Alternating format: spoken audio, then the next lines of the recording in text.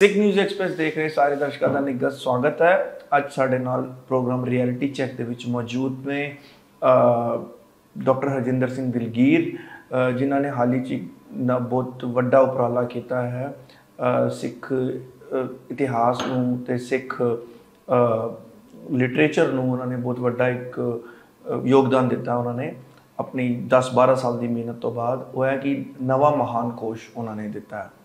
ਅੱਜ ਅਸੀਂ ਉਸ ਬਾਰੇ ਉਹਨਾਂ ਨਾਲ ਗੱਲਬਾਤ ਕਰਾਂਗੇ ਕਿ ਇਹਦੇ ਵਿੱਚ ਕੀ ਉਹਨਾਂ ਨੇ ਨਵੀਆਂ ਚੀਜ਼ਾਂ ਕੀਤੀਆਂ ਨੇ, ਇਹਨਾਂ ਨੂੰ ਕਿਉਂ ਚੀਜ਼ ਮਹਿਸੂਸ ਹੋਈ ਤੇ ਇਹਦੇ ਵਿੱਚ ਕੀ ਹੋਰ ਐਡਵਾਂਸ ਚੀਜ਼ਾਂ ਉਹਨਾਂ ਨੇ ਪਾਈਆਂ ਨੇ। ਤੇ ਆਓ ਹੁਣ ਅਸੀਂ ਸਵਾਗਤ ਕਰਦੇ ਹਾਂ। ਦਿਲਗੀਰ ਸਾਹਿਬ, ਬਹੁਤ ਬਹੁਤ ਸਵਾਗਤ ਹੈ ਤੁਹਾਡਾ ਫਿਰ ਤੋਂ। ਵਾਹਿਗੁਰੂ ਜੀ ਦਾ ਖਾਲਸਾ, ਵਾਹਿਗੁਰੂ ਜੀ ਕੀ ਫਤਿਹ। ਦਿਲਗੀਰ ਸਾਹਿਬ, ਨਵਾਂ ਮਹਾਨ ਕੋਸ਼ ਜਾਂ ਦਿਲਗੀਰ ਦਾ ਕੋਸ਼ ਕੀ ਹੈ? ਦੇਖੋ, ਇਹ ਆਮ ਤੌਰ 'ਤੇ ਕੋਈ ਇਹ ਸੋਚ ਲਵੇ ਵੀ ਕਿਉਂਕਿ ਉਹ ਮਹਾਨ ਕੋਸ਼ ਹੈ ਅਤੇ ਨਵਾਂ ਮਹਾਨ ਕੋਸ਼ ਹੈ, ਇਹ ਉਹਦੀ ਡਿਵੈਲਪਮੈਂਟ ਹੈ ਜਾਂ ਉਹਦੀ ਸੁਧਾਈ ਹੈ ਜਾਂ ਉਹਦੇ 'ਚ ਵਾਧਾ ਹੈ। ਇਹ ਕੁਛ ਨਹੀਂ ਹੈ, ਇਹ ਬਿਲਕੁਲ ਯੂਨੀਕ ਚੀਜ਼ ਹੈ, ਅਲੱਗ ਚੀਜ਼ ਹੈ। ਮੈਂ ਸਮਰਪਣ ਵੀ ਭਾਈ ਕਾਹਨ ਸਿੰਘ ਨਾਭਾ ਨੂੰ ਕੀਤਾ ਹੈ ਕਿਉਂਕਿ ਜੇ ਉਹ ਮਹਾਨ ਕੋਸ਼ ਨਾ ਲਿਖਦੇ, ਨਾ ਤਿਆਰ ਕਰਦੇ ਤਾਂ ਮੈਨੂੰ ਇੰਸਪੀਰੇਸ਼ਨ ਨਹੀਂ ਸੀ ਮਿਲਣੀ ਕਿ ਮੈਂ ਇਸ ਤੋਂ ਅਗਲੀ ਗੱਲ ਕਰਾਂ। ਇਸ ਤੋਂ ਅਗਲੀ ਗੱਲ ਕਰਨ ਵਾਸਤੇ ਸ਼ਰਤ ਇਹ ਹੁੰਦੀ ਸੀ ਵੀ ਜੋ ਕੁਛ ਕਮੀਆਂ ਉਹਦੇ 'ਚ ਰਹਿ ਗਈਆਂ ਨੇ ਉਹ ਦੂਰ ਕੀਤੀਆਂ ਜਾਣ, ਜੋ ਉਹਦੇ 'ਚ ਗਲਤੀਆਂ ਰਹਿ ਗਈਆਂ ਨੇ ਉਹ ਠੀਕ ਕੀਤੀਆਂ ਜਾਣ, ਨਵੀਆਂ ਚੀਜ਼ਾਂ ਪਾਈਆਂ ਜਾਣ।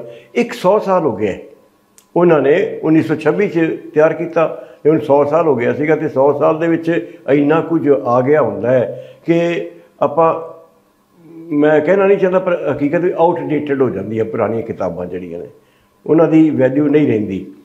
ਹਾਲਾਂਕਿ ਭਾਈ ਕਾਹਨ ਸਿੰਘ ਨਾਭਾ ਦੇ ਕੁਝ ਐਸੇ ਐਂਟਰੀਆਂ ਹਨ ਜਿਹੜੀਆਂ ਬੜੀਆਂ ਕੀਮਤੀ ਨੇ ਔਰ ਉਹ ਸਦਾ ਵੈਲਿਊ ਰਹਿ ਗਈ, ਪਰ ਉਹਨਾਂ ਵਿੱਚ ਸੁਧਾਰ ਦੀ ਲੋੜ ਸੀਗੀ, ਨਵੇਂ ਵਾਅਦਿਆਂ ਦੀ ਜ਼ਰੂਰਤ ਸੀਗੀ ਔਰ ਇੱਕ ਦੋ ਖਾਸ ਗੱਲਾਂ ਜਿਹੜੀਆਂ ਬਹੁਤ ਜ਼ਰੂਰੀ ਸਨ ਕਿ ਭਾਈ ਕਾਹਨ ਸਿੰਘ ਨਾਭਾ ਵੇਲੇ ਕੁਝ ਚੀਜ਼ਾਂ ਦੀ ਸਮੱਗਰੀ ਨਹੀਂ ਸੀ ਮਿਲਦੀ।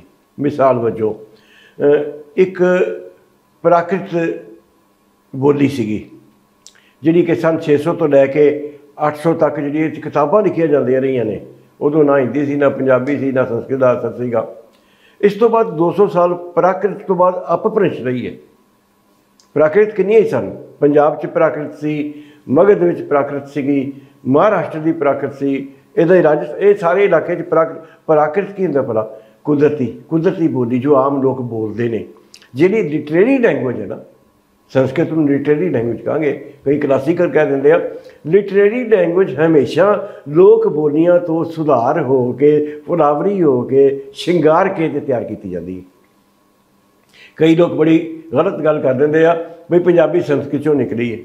ਬਿਲਕੁਲ ਗਲਤ ਹੈ। ਸੰਸਕ੍ਰਿਤ ਜਿਹੜੀ ਆਲਰੇਡੀ ਕਲਾਸੀਕਲ ਹੈ ਉਹਦੇ 'ਚੋਂ ਮਾੜੀ ਬੋਲੀ ਨਿਕਲੇਗੀ, ਕਮਜ਼ੋਰ ਬੋਲੀ ਨਿਕਲੇਗੀ, ਲੋਕ ਬੋਲੀ ਨਿਕਲੇਗੀ। ਲੋਕ ਬੋਲੀ ਤੋਂ ਕਲਾਸੀਕਲ ਔਰ ਜਿਹੜੀਆਂ ਲਿਟਰੇਰੀ ਲੈਂਗੁਏਜਿਸ ਨੇ ਉਹ ਡਿਵੈਲਪ ਹੁੰਦੀਆਂ, ਤਿਆਰ ਹੁੰਦੀਆਂ ਨੇ।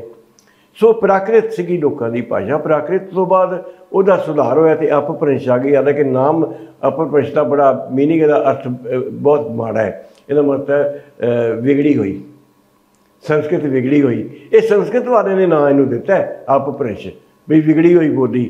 ਹਾਲਾਂਕਿ ਇਹ ਪ੍ਰਾਕ੍ਰਿਤ ਤੋਂ ਸੁਧਰੀ ਹੋਈ ਬੋਲੀ ਹੈ। ਤੋ ਅਪਭ੍ਰੰਸ਼ ਦੀ ਡਿਕਸ਼ਨਰੀ ਹੈ, ਇਹਦਾ ਮਗਧ ਦੀ ਹੈ, ਪੁਆਧੀ ਹੈ, ਰਾਜਸਥਾਨੀ ਹੈ, ਸਿੰਧੀ ਹੈ, ਪੋਠੋਹਾਰੀ ਹੈ, ਮੁਲਤਾਨੀ ਹੈ। ਇਹ ਸਾਰੀਆਂ ਬੋਲੀਆਂ ਜਿਹੜੀਆਂ ਨੇ ਇਹਨਾਂ ਦੀਆਂ ਡਿਕਸ਼ਨਰੀਆਂ ਅਵੇਲੇਬਲ ਨਹੀਂ ਸਨ ਭਾਈ ਕਾਹਨ ਸਿੰਘ ਕੋਲ। ਇਕੱਲਾ ਭਾਈ ਕਾਹਨ ਸਿੰਘ ਨਹੀਂ, ਉਹਨਾਂ ਨੇ 1926 'ਚ ਕੰਪਲੀਟ ਕੀਤਾ ਹੈ। ਪ੍ਰਿੰਸੀਪਲ ਸਾਹਿਬ ਸਿੰਘ ਉਹਨਾਂ ਨੇ 1950 ਦੇ ਆਲੇ ਦੁਆਲੇ ਕੰਪਲੀਟ ਕੀਤਾ ਗੁਰੂ ਗ੍ਰੰਥ ਸਾਹਿਬ, ਉਹਨਾਂ ਕੋਲ ਵੀ ਨਹੀਂ ਸਨ ਡਿਕਸ਼ਨਰੀਆਂ। ਇਹਨਾਂ ਸਾਰੀਆਂ ਚੀਜ਼ਾਂ ਵਿੱਚ ਬੜੀ ਕਮੀ ਰਹਿ ਗਈ ਵੀ ਅਸੀਂ ਕਈ ਲਫ਼ਜ਼ ਨੇ ਜਿਨ੍ਹਾਂ ਦਾ ਪਿਛੋਕੜ ਪ੍ਰਾਕ੍ਰਿਤ ਅਤੇ ਅਪਭ੍ਰੰਸ਼ ਹੈ, ਜਾਂ ਸਿੰਧੀ ਅਤੇ ਮਾਗਧੀ ਹੈ, ਜਾਂ ਮਰਾਠੀ ਅਤੇ ਰਾਜਸਥਾਨੀ ਹੈ। ਹਾਂ, ਅਰਬੀ ਅਤੇ ਫਾਰਸੀ ਦੇ ਲਫ਼ਜ਼ ਉਹਨਾਂ ਨੂੰ ਪਤਾ ਸੀਗੇ, ਚੰਗੇ ਵਿਦਵਾਨ ਸਨ। ਫਾਰਸੀ ਦੇ ਤਾਂ ਭਾਈ ਕਾਹਨ ਸਿੰਘ ਵੀ ਵਿਦਵਾਨ ਸਨ, ਸੰਸਕ੍ਰਿਤ ਦੇ ਆਪਣੇ ਪ੍ਰਿੰਸੀਪਲ ਸਾਹਿਬ ਸਿੰਘ ਵਿਦਵਾਨ ਸਨ। ਪਰ ਬਾਕੀ ਜਿਹੜੀ ਸੀ ਨਾ, ਉਹਨਾਂ ਨੂੰ ਅਰਬੀ ਅਤੇ ਫਾਰਸੀ ਜਿਹੜੀ ਹੈ ਉਹ ਉਹਨਾਂ ਨੇ ਜਿੰਨੇ ਕੁ ਗੁਰੂ ਗ੍ਰੰਥ ਸਾਹਿਬ 'ਚ ਲਫ਼ਜ਼ ਨੇ ਉਹ ਉਹਨਾਂ ਨੇ ਸਮਝ ਲਏ ਸੀ, ਸਿੱਖ ਲਏ ਸੀ। ਕੋਈ ਡਿਕਸ਼ਨਰੀ 'ਚੋਂ ਮਿਲ ਜਾਂਦੇ ਹਨ। ਹੁਣ ਫਾਰਸੀ ਅਤੇ ਅਰਬੀ ਦੇ ਡਿਕਸ਼ਨਰੀ ਵੀ ਬਹੁਤ ਸਾਰੀਆਂ ਨਵੀਆਂ ਆ ਗਈਆਂ। ਫਿਰ ਤੁਰਕੀ ਦੇ ਕਈ ਲਫ਼ਜ਼ ਨੇ ਗੁਰੂ ਗ੍ਰੰਥ ਸਾਹਿਬ 'ਚ ਜਿਹੜੇ ਆਮ ਲੋਕਾਂ ਨੂੰ ਪਤਾ ਨਹੀਂ ਗਾ ਵੀ ਓਰੀਜਨਲ ਤੁਰਕੀ ਦੇ ਲਫ਼ਜ਼ ਨੇ। ਇਹ ਸਾਰੀਆਂ ਡਿਕਸ਼ਨਰੀਆਂ ਜਿਹੜੀ ਸਨ ਉਦੋਂ ਅਵੇਲੇਬਲ ਨਹੀਂ ਸਨ। मैं जो गुरु ग्रंथ साहब का टीका किया प्राकृत ते अपभ्रंश बिल्कुल भी नहीं सन उदों, उस वे अवेलेबल नहीं सन। तो मैं अचानक दिल्ली एक बार गया, उत्थे मैंने प्राकृत दियाँ 2-3 डिक्शनरियाँ मिल गई, अपभ्रंश की डिक्शनरी मिल गई, मागधी की डिक्शनरी मिल गई, राजस्थानी सिंधी की मिल गई। भाषा विभाग ने लहंदी, पोठवारी, मुल्तानी ते शाहपुर की जिहड़ी है बोली है, इन्हां दियां डिक्शनरियां छापियां सन। फिर पुआधी की डिक्शनरी भी आ गई। हुण जिहड़े लफज ओरिजिनल इन्हां बोलियां विचों असीं लए आ गुरु ग्रंथ साहब च, ਉਹ ਇਹਨਾਂ ਨੂੰ ਪਤਾ नहीं लग सके ਜਿਹੜੇ ਮੇਰੇ ਤੋਂ ਪਹਿਲਾਂ ਨੇ ਜਿਨ੍ਹਾਂ ਨੇ ਕੰਮ ਕੀਤਾ। ਜੇ ਇਹ ਉਹਨਾਂ ਕੋਲ ਹੁੰਦੀਆਂ तो शायद होर वधिया कर सकते, मेरे तो भी वधिया कर सकते शायद। मैं समझना मेरे नाल वड्डे विद्वान सन, वो मेरे नालों वधिया काम कर सकते सन, पर क्योंकि अवेलेबल नहीं सी तो इस करके वो थोड़ी जी कमी रह गई। जो मैं प्राकृत ते अपभ्रंश दी डिक्शनरियां खास करके 2 ये डिक्शनरियां सामने रख के ते गुरु ग्रंथ साहब के शब्द लभने शुरू किए, तो मैं देखा भी ये विद्वान कहते हैं भी संस्कृत तो तदभव बनाए आ। 2 होंगे तत्सम ते तदभव। ये तत्सम जिमें है उवें ही लै लेना, तदभव होंगे उस मॉडिफिकेशन करना। तदभव लफज समझ के उन्होंने कहा भी ये संस्कृत तो तदभव है, इस लफज का रूप बदलिया है। जिहड़े गुरु ग्रंथ साहब के राइटर ने या प्रिंसीपल साहब सिंह ने यदा बदलिया, पर मैं वेख्या भी वो तो हू बहू अपभ्रंश या प्राकृत विच पए सन, असी संस्कृत चो ले ही को नहीं गए। मैं जिदा पहला कहा भी लोग कह छड़ते ना भी संस्कृत चो निकलिया ने, इस जमाना कोई जबान संस्कृत चो नहीं निकली, संस्कृत बाहर ही चाहिए।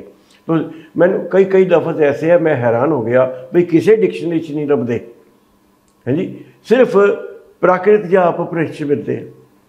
और हू बहू लफज तो इन्ने आ जिदा 80 लफज है, सुख है, दुख है, ये सारे पंजाबी के अपभ्रंश पे आ। तो संस्कृत सुख दुख मिलेगा, अष्ट इदा करके 8 मिलेगा, 8वें लफज जो अपभ्रंश का लफज है। बहुत सारे लफज ने और ताजुब होंदा वेख के। एक तो ये लैंगुएज का मसला सीगा। फिर भाई कान सिंह नाभा ने 800 गुरुद्वारे इतिहासक जिहड़े ने उन्हां दा जिक्र किया है। अजे 1947 नहीं सी आ ते पाकिस्तान के गुरुद्वारे कायम सीगे। 47 तो बाद कई ढट गए, कई के कब्जे हो गए, कईयां दा नां निशान ही मिट गया। जिदा डिंगे का गुरुद्वारा बड़ा वड्डा गुरुद्वारा सी, नां निशान ही मिट गया। डिंगे तो मैं अक्सर आंदा जांदा रही ना, मैनूं नहीं लभ्या कित्थे गुरुद्वारा है। इकबाल कैसर ने काम किया सीगा जो गुरुद्वारे ते उन्हें एक फोटो छापी सी खूह की, सिर्फ खूह की, जब कि एडी वड्डी बिल्डिंग सी। वो बिल्डिंग की फोटो फिर मैनूं लभी एक ऐसे सोर्स तो मैं हैरान हो गया। तुसीं धन्ना सिंह चहल का नाम शायद सुनिया होवे, उन्हें 1932 तो 35 तक साइकिल पर जाके गुरुद्वारियां का टूर किया, सारे इंडिया का, पाकिस्तान का, प्रेजेंट का, और फोटो खिंच के लिया सी। वो फोटो मैंने उत्थों लभी। बहुत सारिया कीमती तस्वीर उस तो लभियां। खैर जिहड़े भाई कान सिंह नाभा ने 800 गुरुद्वारे दस्से, मैं 1100 गुरुद्वारों का जिक्र किया है। वो गुरुद्वारियां का काम उन्हें आप नहीं सी कीता। नाभा सरकार ने प्रदुमन सिंह बड्डों एक पिंड है जिला हुशियार कपूरथले फगवाड़े के 5-6 के नाल लगता है, उन्होंने तनख्वाह दे के ते भेजिया, तनख्वाह ते रखिया ते भेजिया भी जाके गुरुद्वारे का इन्फॉर्मेशन लैके आ। तस्वीरां तो उन्होंने 1-2 ही लभियां, ज़्यादा नहीं, क्योंकि उसने कैमरे का काम इन्ना ज़्यादा नहीं सी हुंदा। उन्हें जो लोगों को सुनिया गुरुद्वारे का हाल आके वो लिख दिता। तो भाई कान सिंह नाभा तो आप गए नहीं सन, ਜਿਹੜੇ गुरुद्वारे ਵੱਡੇ ਵੱਡਿਆਂ 'ਚ ਉਹ गए सन, दरबार साहब है, आनंदपुर साहब है, ਉਹਦਾ तो उन्होंने आप लिखता। ਜਿਹੜੇ ਪਿੰਡਾਂ ਦੇ गुरुद्वारे सन, ਨਿੱਕੇ ਨਿੱਕੇ गुरुद्वारे ਜਾਂ ਵੱਡੇ ਵੱਡੇ ਵੀ जिस तरह के भी सन, ਉਹਨਾਂ ਦਾ हाल सारा प्रदुमन सिंह बड्डों ने लिखिया सीगा। और भाई कान सिंह नाभा की सिफत है कि उन्होंने अपने मुखबंद 'ਚ लिखिया भी ये प्रदुमन सिंह बड्डों ने लियांदे ते दिता है। भाई कान सिंह नाभा ने जिहड़ा हिकमत दीआं दवाइयां वगैरह जड़ियां बूटियां दी गल्लां कीतियां ने, वो भाई मोहन सिंह वैद ਹੁੰਦੇ ਸੀ ਤਰਨਤਾਰਨ, ਉਹਨਾਂ ਦੀਆਂ ਲਿਖੀਆਂ ਹੋਈਆਂ ਸਨ। खैर मैं गल गुरुद्वारियां की कर रहा था। अच्छा भाई कान सिंह ते प्रदुमन सिंह बड्डों ने जिहड़ा कुछ हाल वर्णन किया सीगा, ਉਹਦੇ 'ਚ लिखिया सीगा, मान लो एक गुरुद्वारा है पटियाला निजामत विच गुरुद्वारा है। हुण पटियाला रियासत तो है नहीं गी, कोई कित्थों लभेगा। वाईवी कौन है इन्हें तो है गुरुद्वारा, खेतों में गुरुद्वारा है, कोई डिस्टेंस कितना है वही पता नहीं कितना है। तो मैं ये सारे गुरुद्वारे कदे गुरुद्वारे का पहली गल तो लभ्या भी कित्थे है गुरुद्वारा, उसकी तस्वीर ली जिथे आप नहीं मैं जा सकता सी, मैं दूजे किसी को भेज के तस्वीर लईयां। तकरीबन 99% गुरुद्वारे दी तस्वीर मैं दित्तियां ने, और तुहानूं कितों भी इन्ना मैटीरियल मिलेगा। फिर वह जो ਏਰੀਆ ਸੀਗਾ ਵੀ ਕਿੱਥੇ ਹੈ, ਉਹਦੇ ਨੇੜੇ ਤੇੜੇ ਸ਼ਹਿਰ ਕਿਹੜਾ ਹੈ, ਉਹ ਜ਼ਿਲ੍ਹਾ ਕਿਹੜਾ ਹੈ, ਤਹਿਸੀਲ ਕਿਹੜੀ ਹੈ, ਕਿਹੜੇ ਗੁਰੂ ਨਾਲ ਸੰਬੰਧਿਤ ਗੁਰਦੁਆਰਾ ਹੈ, ਇਹ ਸਾਰੀ ਤਫਸੀਲ ਮੈਂ ਇਕੱਠੀ ਕੀਤੀ ਤੇ ਉਹਦੇ 'ਚ ਦਿੱਤੀ। ਫਿਰ ਉਸ ਤੋਂ ਬਾਅਦ ਜਿਹੜੀ ਉਹਦੇ ਨਾਲ ਜੋੜੀ ਹੋਈ ਕਹਾਣੀ ਸੀਗੀ, ਸਾਖੀ ਕੀ ਸੀ, ਕਿਸ ਗੱਲ ਨਾਲ, ਘਟਨਾ ਨਾਲ ਸੰਬੰਧਿਤ ਹੈ, ਉਹ ਫਿਰ ਮੈਨੂੰ ਲੱਭਣ ਵਾਲਾ ਬੜਾ ਜ਼ੋਰ ਲਾਉਣਾ ਪਿਆ, ਕਿਉਂਕਿ ਗੁਰਦੁਆਰਿਆਂ ਦੇ ਬਾਹਰ ਬੋਰਡ ਲੱਗੇ ਹੋਏ ਆ, ਗੱਪ ਕਹਾਣੀਆਂ ਉਹਦੇ 'ਤੇ ਬੜੀਆਂ ਠੋਕੀਆਂ ਹੋਈਆਂ ਨੇ। ਮੈਂ ਇੱਕ ਛੋਟੀ ਜਿਹੀ ਗੱਲ ਕਰਨਾ, ਇੱਕ ਗੁਰਦੁਆਰਾ ਹੈ ਉਹਦਾ ਨਾਮ ਨੌ ਲੱਖਾ, ਉਹਦੇ ਬਾਹਰ ਬੋਰਡ ਲੱਗਾ ਵੀ ਇੱਕ ਬੜਾ ਵੱਡਾ ਵਪਾਰੀ ਸੀਗਾ, ਉਹਦਾ ਝੋਟਾ ਗੁੰਮ ਹੋ ਗਿਆ ਤੇ ਉਹਨੇ ਅਰਦਾਸ ਕੀਤੀ, ਜੇ ਗੁਰੂ ਸਾਹਿਬ ਮੇਰਾ ਝੋਟਾ ਲੱਭ ਪਿਆ ਤੇ ਮੈਂ 9 ਲੱਖ ਰੁਪਏ ਚੜਾਵਾਂਗਾ, 9 ਲੱਖ ਟਕੇ ਚੜਾਵਾਂਗਾ। ਝੋਟਾ ਲੱਭ ਪਿਆ ਤੇ ਉਹ 9 ਲੱਖ ਉਹਨੇ ਨਹੀਂ ਚੜਾਇਆ, ਥੋੜ੍ਹੇ ਚੜਾਏ, 9000 ਚੜਾਏ, ਤੇ ਪਰ ਨਾ ਉਸ ਗੁਰਦੁਆਰੇ ਦਾ 9 ਲੱਖਾ ਬਣ ਗਿਆ। ਉਹ ਵਪਾਰੀ ਕਿਹੜਾ ਸੀ, ਮੈਨੂੰ ਹਾਸਾ ਆਇਆ ਵੀ ਝੋਟਾ ਲੱਭਣ ਉਹ ਤੁਰਿਆ ਹੈਗਾ ਲੱਖੀ ਰਾਏ ਵਣਜਾਰਾ, ਉੱਥੇ ਲਿਖਿਆ ਲੱਖੀ ਰਾਏ ਵਣਜਾਰਾ ਦਾ ਝੋਟਾ ਗੁੰਮ ਹੋ ਗਿਆ। ਤੇ ਲੱਖੀ ਰਾਏ ਵਣਜਾਰਾ ਕਨਾਟ ਪ੍ਰੈਸ ਤੁਹਾਡੀ, ਔਰ ਜਿਹੜਾ ਨਾਲ ਜੰਗਲ ਹੈ, ਜਿਹੜਾ ਰਾਸ਼ਟਰਪਤੀ ਭਵਨ ਹੈ, ਰਕਾਬਗੰਜ ਗੁਰਦੁਆਰਾ ਹੈ ਜਿੱਥੇ ਇਹ ਸਾਰੇ ਦਾ ਮਾਲਕ ਸੀ। ਇਸ ਤੋਂ ਇਲਾਵਾ ਅੰਬ ਸ਼ਹਿਰ ਤੋਂ ਲੈ ਕੇ ਅੰਬ ਕਸਬਾ ਜਿਹੜਾ ਹਰਿਆਣੇ ਦਾ, ਇਸ ਤੋਂ ਲੈ ਕੇ ਯਮੁਨਾ ਨਗਰ ਤੱਕ ਦੀ ਸਾਰੀ ਜ਼ਮੀਨ ਦਾ ਮਾਲਕ ਸੀ। ਬਾਬਾ ਬੰਦਾ ਸਿੰਘ ਬਹਾਦਰ ਦਾ ਕਿਲ੍ਹਾ ਜਿਹੜਾ ਕਿਹਾ ਜਾਂਦਾ ਲੋਹਗੜ੍ਹ, ਉਹ ਲੋਹਗੜ੍ਹ ਕਿਲ੍ਹਾ ਵੀ ਉਹਦਾ ਸੀ। ਇਸ ਇਲਾਕੇ ਵਿੱਚ 60 ਖੂਹ ਨੇ, 60 ਖੂਹ ਜਿਹੜੇ ਕਿ 1600 ਸਨ ਦੇ ਆਲੇ ਦੁਆਲੇ ਬਣਾਏ ਗਏ ਸਨ, ਇਹ ਲੱਖੀ ਰਾਏ ਵਣਜਾਰਾ ਦੇ ਸਨ। ਤੇ ਗੁਰਦੁਆਰੇ ਦੀ ਜਿਹੜੀ ਬੋਰਡ ਲੱਗਿਆ ਉਹ 'ਚ ਲਿਖਿਆ ਵੀ ਲੱਖੀ ਰਾਏ ਵਣਜਾਰਾ ਦਾ ਝੋਟਾ ਗੁੰਮ ਗਿਆ ਤੇ ਉਹਨੇ ਕਿਹਾ ਮੈਂ 9 ਲੱਖ ਦਿਆਂਗਾ ਤੇ ਅਰਦਾਸ ਕਰਾਵਾਂਗਾ। ਯਾਨੀ ਇੱਦਾਂ ਦੀਆਂ ਗੱਪਾਂ ਲਿਖੀਆਂ ਹੋਈਆਂ। ਫਿਰ ਦੂਜੀ ਕਿਸਮ ਦੀਆਂ ਗੱਪਾਂ ਲਿਖੀਆਂ ਵੀ ਇੱਥੇ ਛੱਪੜ ਹੁੰਦਾ ਸੀਗਾ ਤੇ ਜਿੱਥੇ ਨਹਾਉਣ ਨਾਲ ਫਲਾਣਾ ਰੋਗ ਦੂਰ ਹੋ ਜਾਂਦਾ ਹੈ। ਇਹ ਸਾਰੀਆਂ ਗੁਰਮਤਿ ਦੇ ਉਲਟ ਗੱਲਾਂ ਨੇ। ਸੋ ਇਹ ਸਾਰੀਆਂ ਗੱਲਾਂ ਨੂੰ ਸਹੀ ਕਰਨਾ, ਸੱਚਾ ਇਤਿਹਾਸ ਲੈਣਾ ਜਿਹੜਾ ਹੈ ਉਹ ਬੜਾ ਔਖਾ ਸੀਗਾ। ਤੇ ਉਹਦੇ ਵਾਸਤੇ ਮੈਨੂੰ ਬੜਾ ਟਾਈਮ ਲੱਗਿਆ। ਤੇ ਜੀ ਹਾਂਜੀ ਹਾਂ ਦੱਸੋ ਤੁਸੀਂ ਥੋੜ੍ਹਾ ਇਹ ਦੱਸੋ, ਜਿਵੇਂ ਗੁਰੂ ਗ੍ਰੰਥ ਸਾਹਿਬ ਦੇ ਵਿੱਚ ਜਿਹੜੀਆਂ ਬੋਲੀਆਂ ਯੂਜ਼ ਹੋਈਆਂ ਨੇ, ਲੈਂਗੁਏਜਿਸ ਯੂਜ਼ ਹੋਈਆਂ ਨੇ, ਉਹਨਾਂ ਵਿੱਚ ਕਿਹੜੀਆਂ ਲੈਂਗੁਏਜਿਸ ਯੂਜ਼ ਹੋਈਆਂ ਨੇ, ਤੇ ਤੁਸੀਂ ਉਹਦੀ ਟਰਾਂਸਲੇਸ਼ਨ ਟਾਈਮ ਜਦੋਂ ਵਰਡ ਜਿਹੜੇ ਲਿਖੇ ਨੇ ਕਿੰਨੀਆਂ ਕੋਈ ਐਂਟਰੀਆਂ ਨੇ ਉਹ? ਦੇਖੋ ਗੁਰੂ ਗ੍ਰੰਥ ਸਾਹਿਬ ਦੇ ਵਿੱਚ ਪੰਜਾਬੀ, ਹਿੰਦੀ, ਇੱਦਾਂ ਮਰਾਠੀ, ਫਿਰ ਬੰਗਾਲੀ ਇਹਦਾ ਵੀ ਹੈ, ਸਿੰਧੀ, ਹਾਂਜੀ ਸਿੰਧੀ, ਰਾਜਸਥਾਨੀ, ਬਹੁਤ ਸਾਰੀਆਂ ਬੋਲੀਆਂ ਐਸੀਆਂ ਹੈਗੀਆਂ ਨੇ, ਬ੍ਰਿਜ ਭਾਸ਼ਾ, ਇਹ ਇਸ ਤਰ੍ਹਾਂ ਦੀ ਬੋਲੀਆਂ ਸਾਰੀਆਂ ਨੇ। ਇਹਨਾਂ ਸਾਰੀਆਂ ਦੇ ਪੌਦੀ ਪੋਠੋਹਾਰੀ, ਬਾਬਾ ਫਰੀਦ ਦੀ ਪੋਠੋਹਾਰੀ ਦੇ ਲਫ਼ਜ਼ ਨੇ, ਲਹਿੰਦੀ ਦੇ ਲਫ਼ਜ਼ ਨੇ, ਇਹ ਸਾਰਿਆਂ ਦੇ ਲਫ਼ਜ਼ ਵਾਸਤੇ ਮੇਰੇ ਕੋਲ ਕਿਉਂਕਿ ਡਿਕਸ਼ਨਰੀਆਂ ਆ ਚੁੱਕੀਆਂ ਸਨ, ਤਾਂ ਮੈਂ ਕੋਸ਼ਿਸ਼ ਕੀਤੀ ਕਿ ਅਰਬੀ ਫਾਰਸੀ ਦੀਆਂ ਮੇਰੇ ਕੋਲ ਕਿੰਨੀਆਂ ਡਿਕਸ਼ਨਰੀਆਂ ਦੇ ਢੇਰ ਲੱਗੇ ਸੀਗੇ, ਤਾਂ ਮੈਂ ਕੋਸ਼ਿਸ਼ ਕੀਤੀ ਵੀ ਜਸਟੀਫਾਈ ਕਰਾਂ। ਮੈਂ ਤਾਂ ਪਰਫੈਕਟ ਤਾਂ ਕੋਈ ਵੀ ਨਹੀਂ ਹੁੰਦਾ, ਇਹਦੇ 'ਚ ਵੀ ਸੁਧਾਰ ਦੀ ਲੋੜ ਹੈ। ਇਹਦੇ 'ਚ ਕਿੰਨੀਆਂ ਕੀ ਐਂਟਰੀਆਂ ਸੀਗੀਆਂ ਤੇ ਭਾਈ ਕਾਹਨ ਸਿੰਘ ਨਾਭਾ ਉਹਨਾਂ ਦੇ ਕੋਰਸ 'ਚ ਕਿੰਨੀਆਂ ਐਂਟਰੀਆਂ, ਸ਼ਬਦਾਂ ਦੀ ਐਂਟਰੀ, ਗੁਰੂ ਗ੍ਰੰਥ ਸਾਹਿਬ ਦੇ ਸਾਰੇ ਸ਼ਬਦਾਂ ਦੀ ਐਂਟਰੀ ਹੈਗੀ ਇਹਦੇ ਵਿੱਚ? ਭਾਈ ਕਾਹਨ ਸਿੰਘ ਨਾਭਾ ਦੇ ਕੋਰਸ 'ਚ 65,000 ਐਂਟਰੀ ਹੈ, ਛੋਟੀਆਂ ਐਂਟਰੀਆਂ ਪਾ ਕੇ ਮੇਰੀ 1 ਲੱਖ ਤੋਂ ਉੱਪਰ ਐਂਟਰੀ ਹੈ। ਯਾਨੀ ਕਿ ਗੁਰੂ ਗ੍ਰੰਥ ਸਾਹਿਬ ਦੇ ਇੱਕ ਲਫ਼ਜ਼ ਦੀ ਐਂਟਰੀ ਹੈ।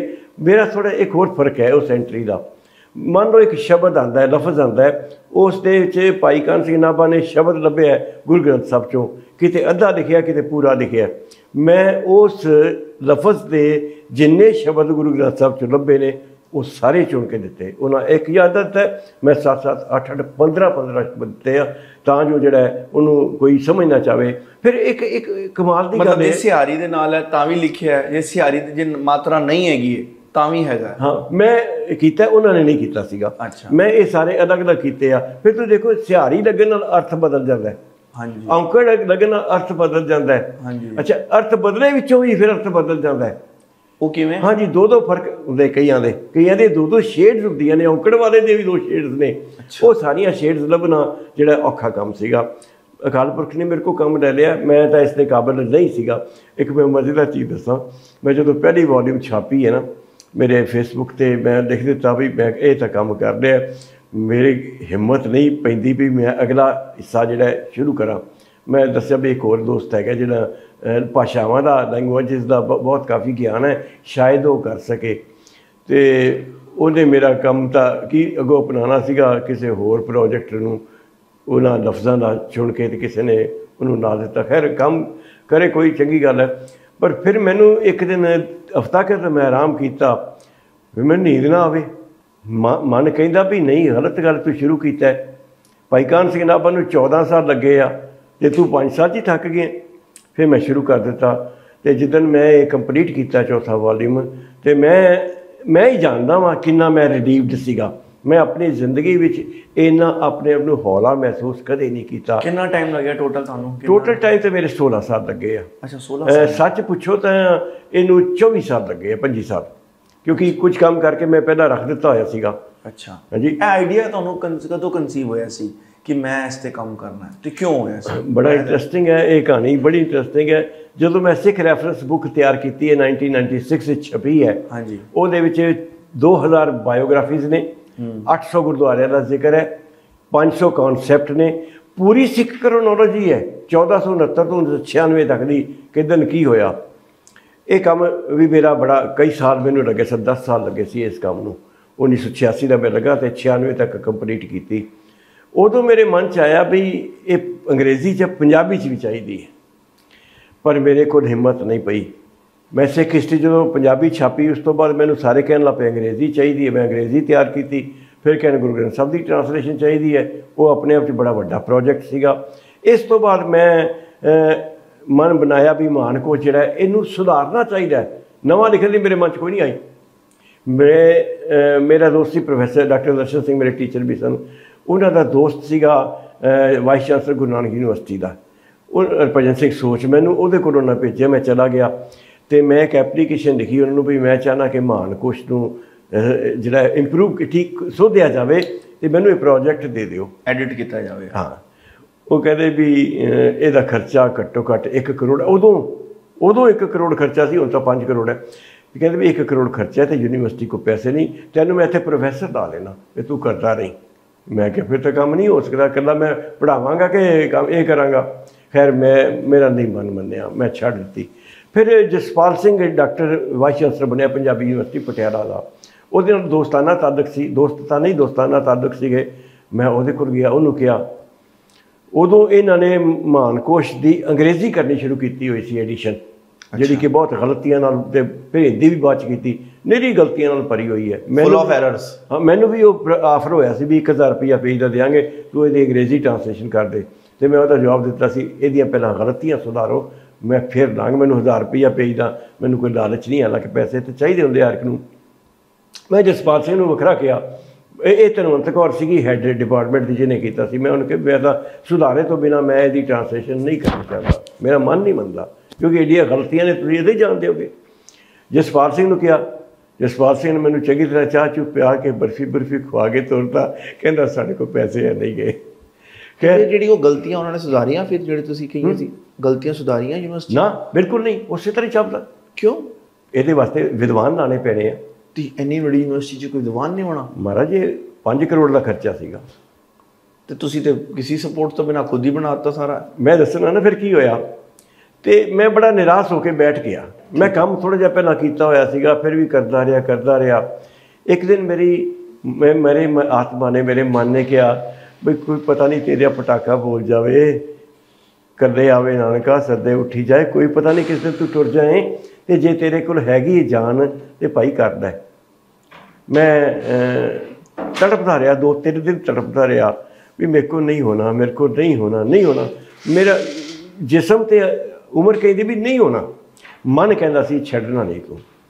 खैर मन मेरा जित गया, मैं शुरू कर दिता। तो पैसे की मैं सोचा ही कोई नहीं गा। 18 घंटे काम करता रहा। काम करदे पहली वॉल्यूम जी है जो छप गई तो डॉक्टर दर्शन सिंह ने सब तो पहला वेखी, तो ऐदा मेरे वाल अखां अड्डियां रह गई भी ये हो गया है काम। बट ही फेल्ट एस्टोनिश्ड भी ये हो गया है काम। तो जिदा मैं तुम्हें अगे दस्या भी मैं फिर हथियार सुट दिते, पर अल्लाह मियाँ ने मेरे को काम लेना सी, परमात्मा ने मैनू ये सेवा देनी सी, रब ने मेरे जिम्मे ये लाना सी, तो मैं इसनूं कंप्लीट किया। तो देखो भी इस ग्रंथ के इस महानकोश के नवा तो वड्डा महानकोश मैं कहना हुन्ना, ना तो 4 जिद्दां दे अलग अलग ने, पहली दूजी ती चौथी। ये देखो भी 1 लाख एंट्री है। जिस तरह मैं तो दसा गुरु ग्रंथ साहब ने एक शब्द नहीं दिता, कई शब्द दिते आ, कई शेड्स दित्तियां ने। 1100 गुरुद्वारियां दे बारे इन्फॉर्मेशन है, corrected information, up to date information with photographs. अच्छा, उस तो बाद 2500 तो उपर बायोग्राफी है।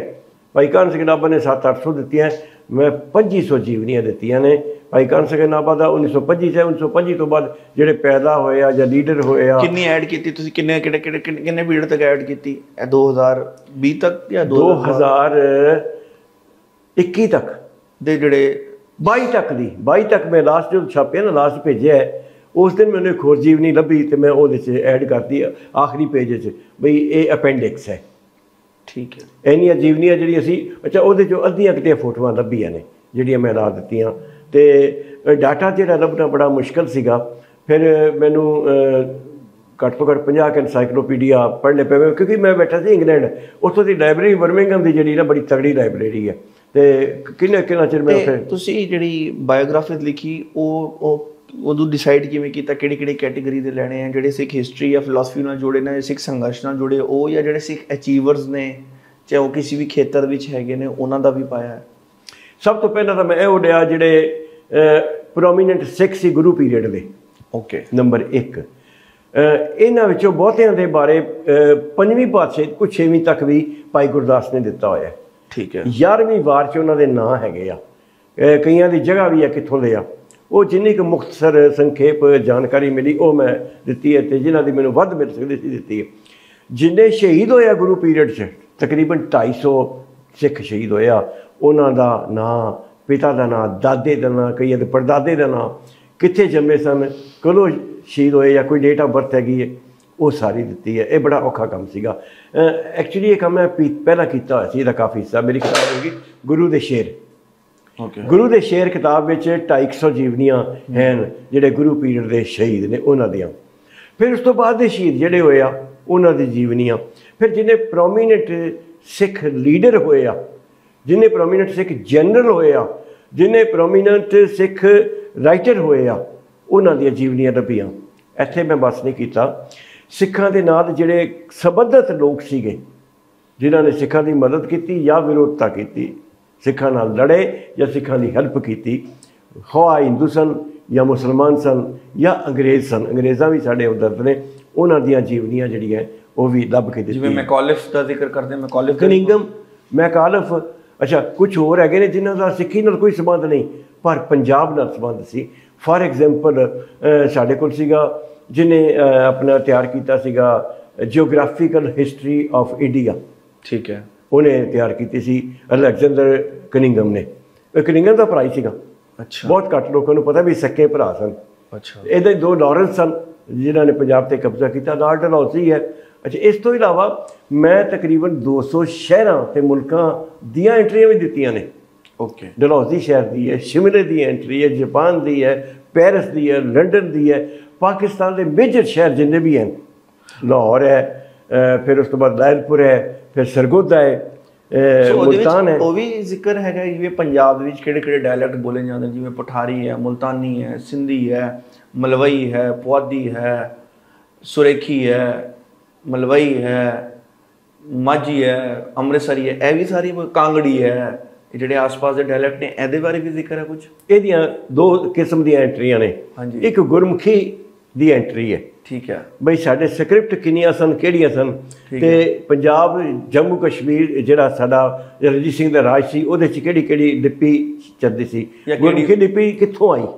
ਅੱਛਾ। ਬ੍ਰਹਮੀ, ਖਰੋਸ਼ਟੀ, ਸ਼ਾਰਦਾ, ਉਹਨਾਂ ਵਿੱਚੋਂ ਜਿੰਨੀਆਂ ਮੈਨੂੰ ਪੁਰਾਣੀਆਂ ਲਿਖਤਾਂ ਮਿਲ ਸਕੀਆਂ, ਫੋਟੋਆਂ ਮਿਲ ਸਕੀਆਂ, ਉਹ ਮੈਂ ਲਾਈਆਂ। ਡੋਗਰੀ ਦੀ ਲਿਪੀ ਦੀ ਮੈਂ ਫੋਟੋ ਉਹਦੇ 'ਚ ਲਾਈ ਹੋਈ ਹੈ। ਲੋਕਾਂ ਨੂੰ ਪਤਾ ਨਹੀਂ ਵੀ ਡੋਗਰੀ ਅਤੇ ਗੁਰਮੁਖੀ ਦੇ ਕਿੰਨੇ ਅੱਖਰ ਇੱਕ ਦੂਜੇ ਨਾਲ ਮਿਲਦੇ। ਇਹ ਹੈਗੀ ਸਕ੍ਰਿਪਟ ਲਿਪੀ। ਇਸ ਤੋਂ ਇਲਾਵਾ ਪੰਜਾਬੀ ਬੋਲੀ ਦੇ ਉੱਤੇ ਐਂਟਰੀਆਂ ਜਿਹੜੀਆਂ ਨੇ, ਪੰਜਾਬ ਲਹਿੰਦਾ ਅਤੇ ਚੜ੍ਹਦਾ, ਇਹਨਾਂ 'ਚ ਜਿੰਨੀਆਂ ਵੀ ਉਪਬੋਲੀਆਂ ਨੇ ਉਹਨਾਂ ਦੀ ਜਿਹੜੀ ਹੈ ਐਂਟਰੀ ਦਿੱਤੀ ਹੈ ਤਾਂ ਜੋ ਉਹਦੀ ਇਨਫੋਰਮੇਸ਼ਨ ਦਿੱਤੀ ਜਾ ਸਕੇ। ਠੀਕ ਹੈ। ਸ਼ਹਿਰਾਂ ਦੀਆਂ। ਅੱਛਾ। ਇਸ ਤੋਂ ਇਲਾਵਾ ਜਿੰਨੀਆਂ ਘਟਨਾਵਾਂ ਪੰਜਾਬ 'ਚ ਹੋਈਆਂ ਨੇ, ਸਿੱਖ ਹਿਸਟਰੀ ਜਾਂ ਪੰਜਾਬ ਹਿਸਟਰੀ ਜਾਂ ਇੰਡੀਅਨ ਹਿਸਟਰੀ 'ਚ, ਜਿਨ੍ਹਾਂ ਦਾ ਪੰਜਾਬ 'ਤੇ ਜਾਂ ਸਿੱਖਾਂ 'ਤੇ ਅਸਰ ਹੋਇਆ ਹੈ, ਜਿੱਦਾਂ ਨਨਕਾਣਾ ਸਾਹਿਬ ਦਾ ਸਾਕਾ ਹੈ, ਉਹਦੀ ਬਹੁਤ ਵੱਡੀ ਐਂਟਰੀ ਹੈ। ਬਾਬਰ ਅਕਾਲੀ ਲਹਿਰ ਹੈ, ਉਹਦੀ ਬੜੀ ਵੱਡੀ ਐਂਟਰੀ। ਸ਼੍ਰੋਮਣੀ ਅਕਾਲੀ ਦਲ ਹੈ, ਸ਼੍ਰੋਮਣੀ ਗੁਰਦੁਆਰਾ ਪ੍ਰਬੰਧਕ ਕਮੇਟੀ ਹੈ, ਗਦਰ ਪਾਰਟੀ ਹੈ, ਪੰਜਾਬੀ ਸੂਬਾ ਮੂਵਮੈਂਟ ਹੈ, ਪੰਜਾਬੀ ਸੂਬਾ ਮੂਵਮੈਂਟ ਹੈ, 2 ਪੰਜਾਬੀ ਸੂਬਾ ਮੂਵਮੈਂਟ ਨੇ। 1984 'ਚ ਜੋ ਕੁਛ ਹੋਇਆ ਹੈ ਉਹਦਾ ਸਾਰਾ ਦਾ ਸਾਰਾ ਹਾਲ, ਦਰਬਾਰ ਸਾਹਿਬ 'ਤੇ ਹਮਲੇ ਦਾ ਸਾਰਾ ਹਾਲ, ਜਿੰਨੀਆਂ ਵੱਧ ਤੋਂ ਵੱਧ ਮੈਨੂੰ ਤਸਵੀਰਾਂ ਮਿਲੀਆਂ, ਬਲੈਕ ਐਂਡ ਵਾਈਟ ਵੀ ਲਾਈਆਂ। ਸੋ ਮਤਲਬ ਤਿੰਨਾਂ ਜਿਹੜੇ ਸਿੱਖਾਂ ਦੇ ਘੱਲੂਘਾਰੇ ਹੋਏ ਨੇ, ਉਹ ਤਿੰਨਾਂ ਦਾ ਜ਼ਿਕਰ ਵੀ ਸਾਰਿਆਂ ਦਾ। 3 ਘੱਲੂਘਾਰਾ ਤਾਂ ਉਹਨੇ ਉਸ ਤੋਂ ਬਾਅਦ ਵੀ ਜੋ ਕੁਝ 84 ਦਿੱਲੀ 'ਚ ਹੋਇਆ, ਕਾਨਪੁਰ, ਬੋਕਾਰੋ ਵਗੈਰਾ, ਉਹ ਵੀ ਉਹਨਾਂ ਦੀ ਵੀ ਐਂਟਰੀ ਹੈ। ਉਹਨਾਂ ਦੀ ਐਂਟਰੀ। ਇੱਕ ਹੋਰ ਗੱਲ ਜਿਹੜੀ ਹੈ ਬਹੁਤ ਘੱਟ ਲੋਕਾਂ ਨੂੰ ਇਹਦੇ ਪਤਾ ਲੱਗੇਗਾ, ਜਦੋਂ ਤੱਕ ਵੇਖਦੇ ਨਹੀਂ ਪਤਾ ਲੱਗੇਗਾ। 200 ਕਰੋੜ ਤਸਵੀਰਾਂ ਵੀ ਇਹਦੇ 'ਚ ਦਿੱਤੀਆਂ। ਕਾਹਦੀਆਂ? ਰੰਗੀਨ ਤਸਵੀਰਾਂ ਪਰਸਨੈਲਿਟੀਜ਼ ਦੀਆਂ, ਗੁਰਦੁਆਰਿਆਂ ਦੀਆਂ, ਸ਼ਹਿਰਾਂ ਦੀਆਂ, ਡੈਮਸ ਦੀਆਂ, ਲਾਇਬ੍ਰੇਰੀਜ਼ ਦੀਆਂ, ਜਿੱਥੇ ਜਿੱਥੇ ਮਜ਼ਾਰ ਬਣੇ ਹੋਏ ਆ। ਅੱਛਾ, ਜਿਹਨੇ ਮੁਸਲਮਾਨਾਂ ਦੇ ਜਿਹੜੇ ਆਗੂ ਰਹਿਬਰ ਹੋਏ ਆ, ਮੁਸਲਮਾਨਾਂ ਦੀਆਂ ਜਿਹੜੀਆਂ ਲਹਿਰਾਂ ਨੇ, ਉਹਦਾ ਵੀ ਦਿੱਤਾ ਹੈ, ਇਹਦੇ 'ਚ ਜ਼ਿਕਰ ਕੀਤਾ ਹੋਇਆ ਹੈ। ਇਸਲਾਮ ਦੇ ਬਾਰੇ ਐਂਟਰੀ, ਤੁਸੀਂ ਕਾਬਾ ਮੁਸਲਮਾਨਾਂ ਦਾ, ਮੱਕੇ ਦਾ ਪਵਿੱਤਰ ਥਾਂ ਉਹਨਾਂ ਦਾ, ਕਾਬੇ ਦੀ ਮੇਰੀ ਐਂਟਰੀ ਕਈ ਸਫ਼ਿਆਂ 'ਚ ਜਾਂਦੀ ਹੈ।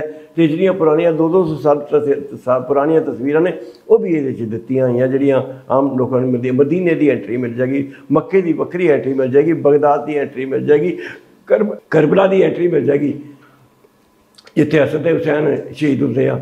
ਠੀਕ ਹੈ। ਇਸੇ ਤਰ੍ਹਾਂ ਇਸਲਾਮ ਦੀ ਕੋਈ ਗੱਲ ਨਹੀਂ, ਹਿੰਦੂ ਧਰਮ ਦਾ ਕੋਈ ਮੰਦਰ ਨਹੀਂ ਛੱਡਿਆ ਜਿਹੜਾ ਮੇਜਰ ਮੰਦਰ ਹੋਵੇ, ਉਹਦੀ ਤਸਵੀਰ ਤੱਕ ਦਿੱਤੀ ਹੈ। ਖੜੇ ਪੰਜਾਬ ਦੇ ਨਹੀਂ, ਜਿਹੜੇ ਸਾਊਥ ਇੰਡੀਆ ਵਿੱਚ ਵੀ ਬਹੁਤ ਵੱਡੇ ਵੱਡੇ ਮੰਦਰ ਨੇ, ਜਿੱਥੇ ਗੁਰੂ ਨਾਨਕ ਸਾਹਿਬ ਜਿਸ ਪਾਸੇ ਗਏ ਆ। ਸੋ ਗੁਰੂ ਨਾਨਕ ਸਾਹਿਬ ਜਿਸ ਪਾਸੇ ਗਏ, ਤੁਸੀਂ ਜ਼ਿਕਰ ਕੀਤਾ ਗੁਰੂ ਨਾਨਕ ਸਾਹਿਬ ਜੀ ਉਦਾਸੀਆਂ ਦਾ ਵੀ ਜ਼ਿਕਰ ਹੈ। ਉਹ ਕਿੱਥੇ ਕਿੱਥੇ, ਕਿਹੜੇ ਕਿਹੜੇ ਕਿਲੋਮੀਟਰ, ਕਿੱਥੇ ਕਿੱਥੇ, ਕਿਹੜੇ ਕਿਹੜੇ ਪਿੰਡ 'ਚ ਗਏ ਨੇ, ਕਿਹਨਾਂ ਨਾਲ ਲੋਕਾਂ ਨਾਲ ਗੱਲਬਾਤ ਹੋਈ ਹੈ, ਕੀ ਗੋਸ਼ਟੀ ਹੋਈ ਹੈ, ਮੁਲਤਾਨ ਗਏ ਨੇ ਤੇ ਕੀ ਗੱਲ ਹੋਈ ਹੈ, ਉਹਦਾ ਵੀ ਜ਼ਿਕਰ ਹੈ। ਬਿਲਕੁਲ, ਸਾਰੇ ਜਿੰਨੇ ਵੀ ਗੁਰੂ ਨਾਨਕ ਸਾਹਿਬ ਦੇ ਗੁਰਦੁਆਰੇ ਨਾ, ਤਕਰੀਬਨ 150 ਦਾ ਗੁਰਦੁਆਰਾ ਕੱਲੇ ਗੁਰੂ ਨਾਨਕ ਸਾਹਿਬ ਦਾ ਹੈ। ਘੱਟੋ ਘੱਟ 150 ਗੁਰਦੁਆਰਾ, ਜਿਹਦੀ ਮੈਂ ਤਸਵੀਰ ਵੀ ਨਾਲ ਲਾਈ ਹੈ। ਗੁਰੂ ਤੇਗ ਬਹਾਦਰ ਸਾਹਿਬ ਦੇ ਵੀ ਚਾਰ ਉਦਾਸੀਆਂ ਦੇ, ਤੇ ਗੁਰੂ ਤੇਗ ਬਹਾਦਰ ਸਾਹਿਬ ਦੀ ਵੀ ਹੈ। ਗੁਰੂ ਤੇਗ ਬਹਾਦਰ ਸਾਹਿਬ ਦੇ ਵੀ ਇੰਨੇ ਕੁ ਨੇ, ਗੁਰੂ ਗੋਬਿੰਦ ਸਿੰਘ ਸਾਹਿਬ ਦੇ ਵੀ ਨੇ। ਇਹਨਾਂ ਤਿੰਨਾਂ ਗੁਰੂਆਂ ਦੇ 150 200 ਗੁਰਦੁਆਰੇ ਆ, ਜਿਨ੍ਹਾਂ ਦੀਆਂ ਹਿਸਟਰੀ ਕਿੱਥੇ ਹੈਗੇ ਨੇ, ਕੀ ਹੈ, ਉਹਨਾਂ ਦੀਆਂ ਤਸਵੀਰਾਂ ਨੇ, ਇਹ ਸਾਰੀਆਂ ਦਿੱਤੀਆਂ ਨੇ। ਤੇ ਜਿਹੜੀ ਗੁਰੂ ਸਾਹਿਬ ਦੀ, ਗੁਰੂ ਹਰਗੋਬਿੰਦ ਸਾਹਿਬ ਦੀਆਂ 4 ਜੰਗਾਂ ਨੇ, ਗੁਰੂ ਗੋਬਿੰਦ ਸਿੰਘ ਮਹਾਰਾਜ ਦੀਆਂ 16 ਜੰਗਾਂ ਨੇ, ਕਈ 14 ਕਹਿੰਦੇ, 16 ਜੰਗਾਂ ਨੇ, ਉਹਨਾਂ ਦਾ ਵੀ ਜ਼ਿਕਰ ਹੈ। ਬਿਲਕੁਲ, ਸਾਰੀਆਂ ਲੜਾਈਆਂ ਦਾ ਜ਼ਿਕਰ ਹੈ। ਅੱਛਾ, ਇੱਕ ਹੋਰ ਚੀਜ਼ ਜਿਹੜੀ ਕਿ ਭੁੱਲ ਗਿਆ ਮੈਂ ਗੱਲ ਕਰਨੀ ਤੁਹਾਡੇ ਨਾਲ, ਜਿੱਥੇ ਜਿੱਥੇ ਗੁਰੂ ਸਾਹਿਬ ਦੀ ਕੋਈ ਨਿਸ਼ਾਨੀ ਪਈ ਹੈ, ਹਾਂਜੀ, ਉਹ ਵੀ ਸਾਰੀਆਂ ਇਹਦੇ 'ਚ ਦਿੱਤੀਆਂ ਹੋਈਆਂ ਨੇ। ਜਿੱਥੇ ਕੋਈ ਚੋਗਾ ਪਿਆ ਹੈ, ਉਹ ਵੀ ਦੱਸਿਆ ਵੀ ਜਿਹੜਾ ਸਾਨੂੰ ਸ਼ੱਕੀ ਲੱਗਦਾ ਹੈ, ਪਰ ਇਸ ਦੇ ਬਾਵਜੂਦ ਮੈਂ ਫੋਟੋ ਸਾਰਿਆਂ ਦੀ ਦਿੱਤੀ ਹੈ। ਜਿਹੜਾ ਗੁਰੂ ਨਾਨਕ ਸਾਹਿਬ ਦਾ ਕਹਿੰਦੇ ਵੀ ਸੀਗਾ ਚੋਲਾ, ਜਿਹੜਾ ਉੱਥੋਂ ਮਿਲਿਆ ਸੀਗਾ ਮੱਕੇ ਤੋਂ ਕੋਈ ਨਹੀਂ ਸੀ ਮਿਲਿਆ, ਉਹ ਕੋਈ ਹੋਰ ਸੀਗਾ, ਪਰ ਡੇਰਾ ਬਾਬਾ ਨਾਨਕ ਪਿਆ, ਉਹਦੀ ਵੀ ਦਿੱਤੀ, ਉਹਦੀ ਇਨਫੋਰਮੇਸ਼ਨ ਵੀ ਦਿੱਤੀ, ਉਹਦੀ ਫੋਟੋ ਵੀ ਦਿੱਤੀ ਹੋਈ ਹੈ। ਮਾਝੇ 'ਚ ਕਈ ਗੁਰੂਆਂ ਦੀਆਂ ਖੜਾਵਾਂ ਪਈਆਂ ਨੇ, ਕਿਸੇ ਦਾ ਕੁਝ ਪਿਆ, ਉਹ ਦਿੱਤੀ ਹੈ। ਇੱਕ ਕਿਸੇ ਜ਼ਮਾਨੇ ਵਿੱਚ ਇੱਕ ਬਹੁਤ ਵੱਡਾ ਨਗਾਰਾ ਹੁੰਦਾ ਸੀ, ਜਿਹੜਾ ਇੱਕ ਆਦਮੀ ਦੇ ਕੱਦ ਤੋਂ ਵੀ ਉੱਚਾ ਹੈ। ਐਡਾ ਵੱਡਾ ਨਗਾਰਾ ਪਤਾ ਨਹੀਂ ਕਿੱਥੇ ਗਿਆ। 1899 ਦੀ ਇੱਕ ਫੋਟੋ ਮੈਨੂੰ ਲੱਭੀ, ਉਹ ਮੈਂ ਦਿੱਤੀ। ਤੇ ਹੁਣ ਮੈਂ ਜੰਗਾਂ ਤੇ ਆਵਾਂ, ਜਿਹੜੀ ਗੁਰੂ ਸਾਹਿਬ ਦੀ ਜੰਗਾਂ ਹੋਈਆਂ 4, ਗੁਰੂ ਹਰਗੋਬਿੰਦ ਸਾਹਿਬ ਦੀਆਂ, ਫਿਰ ਗੁਰੂ ਗੋਬਿੰਦ ਸਿੰਘ ਮਹਾਰਾਜ ਦੀਆਂ 16 ਜੰਗਾਂ, ਉਹਦਾ ਵੀ ਜ਼ਿਕਰ ਹੈ। ਸਾਰੀਆਂ ਉਹਦੇ ਦਿੱਤੀਆਂ ਨੇ। ਗੁਰੂ ਸਾਹਿਬ ਦੀਆਂ ਆਪਣੀਆਂ ਜੀਵਨੀਆਂ ਵੀ ਬੜੀਆਂ ਵੱਡੀਆਂ, ਜਿਹੜੀਆਂ ਡਿਟੇਲ ਪੂਰੀ ਡਿਟੇਲ ਦਿੱਤੀ ਹੈ। ਠੀਕ ਹੈ। ਵੀ ਕਿੱਥੇ ਕਿੱਥੇ ਕਦੋਂ ਜੰਗ ਹੋਈ, ਕਿੰਨੇ ਜੰਗ ਕਰਨ ਵਾਲਾ ਕੌਣ ਸੀ, ਹਮਲਾ ਕਰਨ ਵਾਲਾ ਕੌਣ ਸੀ, ਨਦੌਣ ਦੀ ਲੜਾਈ 'ਚ ਕੀ ਹੋਇਆ, ਗੁਰੇਰ ਦੀ ਲੜਾਈ 'ਚ ਕੀ ਹੋਇਆ, ਭੰਗਾਣੀ ਦੀ ਲੜਾਈ 'ਚ ਕੀ ਹੋਇਆ, ਇਹ ਸਾਰੇ। ਔਰ ਪੰਜਾਬ ਤੋਂ ਬਾਹਰ ਦੇ ਗੁਰਦੁਆਰਿਆਂ ਦਾ ਵੀ ਇਹਦੇ 'ਚ। ਅੱਛਾ, ਗੁਰੂ ਸਾਹਿਬਾਨ ਦੀ ਤੇ ਅਸੀਂ ਅਕਸਰ ਕਥਾ ਵੀ ਸੁਣਦੇ ਹਾਂ ਤੇ ਸਭ ਕੁਝ ਹੁੰਦਾ। ਭਗਤ ਸਾਹਿਬਾਨ ਦੀ ਤੇ ਭੱਟ ਸਾਹਿਬਾਨ ਦੀ ਆਪਾਂ ਦੋਨਾਂ ਦੀ ਵੱਖਰੀ ਗੱਲ ਕਰ ਲੈਂਦੇ ਹਾਂ। ਭਗਤ ਸਾਹਿਬਾਨ ਦਾ ਜਿਹੜਾ ਬੈਕਗਰਾਉਂਡ ਹੈ, ਇਤਿਹਾਸ ਹੈ, ਕਿਹੜੇ ਭਗਤ ਗੁਰੂ ਸਾਹਿਬਾਨ ਨੂੰ ਮਿਲੇ, ਕਿਹੜੇ ਉਹਨਾਂ ਦੇ ਸਕਸੈਸਰ ਗੁਰੂ ਸਾਹਿਬਾਨ ਨੂੰ ਮਿਲੇ, ਕਿਵੇਂ ਉਹਨਾਂ ਨੂੰ ਮਿਲੇ, ਗੁਰਬਾਣੀ ਨੂੰ ਕਿਵੇਂ ਲੈ ਕੇ ਆਏ, ਉਸ ਦਾ ਵੀ ਜ਼ਿਕਰ ਹੈਗਾ। ਬਿਲਕੁਲ, ਕੱਲੇ ਭਗਤ ਦਾ ਜਿੰਨੀ ਕੁ ਇਨਫੋਰਮੇਸ਼ਨ ਅਵੇਲੇਬਲ ਸੀ ਉਹ ਹੈ। ਭਗਤ ਕਬੀਰ ਤੇ ਭਗਤ ਰਵਿਦਾਸ ਬਾਰੇ ਸਭ ਤੋਂ ਜ਼ਿਆਦਾ ਇਨਫੋਰਮੇਸ਼ਨ ਸੀ। ਭਗਤ ਨਾਮਦੇਵ ਬਾਰੇ ਬਹੁਤ ਇਨਫੋਰਮੇਸ਼ਨ ਸੀ। ਬਾਬਾ ਫਰੀਦ ਬਾਰੇ ਬਹੁਤ ਇਨਫੋਰਮੇਸ਼ਨ ਸੀ। ਉਹ ਸਾਰੀ ਦਿੱਤੀ। ਇਸ ਤੋਂ ਇਲਾਵਾ ਭੱਟਾਂ ਦੀ ਬਾਣੀ ਹੈ ਸਾਡੇ। ਠੀਕ ਹੈ। ਭੱਟਾਂ ਦੀ ਐਂਟਰੀ ਬਹੁਤ ਵੱਡੀ, ਉਹਨਾਂ ਦੀ ਪਿਛੋਕੜ ਕੀ ਹੈ, ਕੌਣ ਸੀਗੇ, ਉਹਨਾਂ ਦੀ ਕੁਰਸੀਨਾਮਾ, ਪੇਰੈਂਟਸ ਤੱਕ ਦੇ ਨਾਮ। ਫਿਰ ਉਸ ਤੋਂ ਬਾਅਦ ਭੱਟਾਂ ਦਾ ਇੱਕ ਖਾਸ ਇਹ ਸੀਗਾ ਵੀ ਭੱਟ ਬਾਣੀ ਕਿਹੜੀ ਹੈ, ਉਹਦੇ 'ਚ ਵੀ ਕੋਟੇਸ਼ਨ ਦਿੱਤੀਆਂ।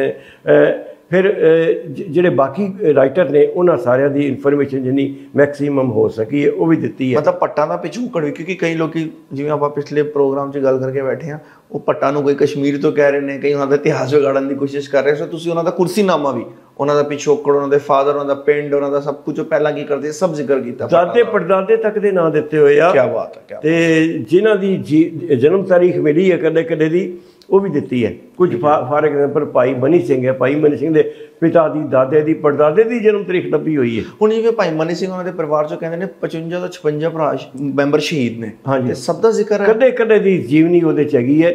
ਜਿੰਨੀ ਕੁ ਉਹਨਾਂ ਦੀ ਇਨਫੋਰਮੇਸ਼ਨ ਬਰਥ ਦੀ ਮਿਲ ਸਕੀ, ਡੈਥ ਦੀ ਤਾਂ ਹੈਗੀ ਹੈ, ਸ਼ਹੀਦੀ ਦਿਨ ਦੀ ਤਾਂ ਫੋਟੋ ਤਾਰੀਖ ਹੈਗੀ ਹੈ, ਪਰ ਕਈਆਂ ਦੇ ਜਨਮ ਤਾਰੀਖ ਵੀ ਲੱਭੀ ਹੈ।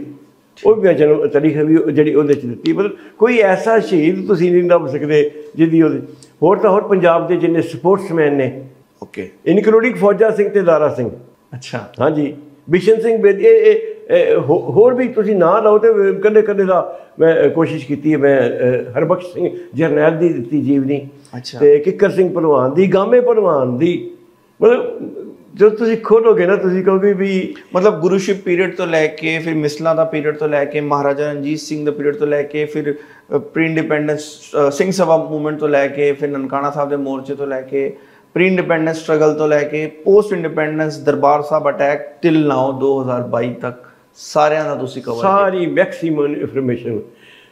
ਇੱਕ ਗੱਲ ਆਖਾਂਗਾ, ਮੈਨੂੰ ਨਹੀਂ ਲੱਗਦਾ ਕਿ ਮੈਂ ਖੁਦ ਕੀਤਾ, ਬਿਲਕੁਲ ਮਨ ਨਹੀਂ ਮੰਨਦਾ ਵੀ ਐਡਾ ਵੱਡਾ ਕੰਮ ਮੈਂ ਕੀਤਾ। ਉਹਦੀ ਕਰਤੇ ਦੀ ਖੇਡ ਹੈ, ਉਹਨੇ ਕਰਾ ਲਿਆ, ਕਰਤੇ ਨੇ ਕਰਾ ਲਿਆ, ਕਰਾਮਾਤ ਹੀ ਉਹਦੀ। ਬਿਲਕੁਲ ਇਹ ਮੈਂ ਮੇਰੇ ਕਦੀ ਮੰਨਦਾ ਨਹੀਂ ਤੇ ਜਿਹੜੀ ਯੂਨੀਵਰਸਿਟੀ 5 ਕਰੋੜ ਮੰਗਦੀ ਹੈ 1 ਕਰੋੜ ਕਹਿੰਦੀ ਹੈ ਤੇ ਮੈਂ 20 ਲੱਖ 'ਚ ਕਰ ਲਿਆ।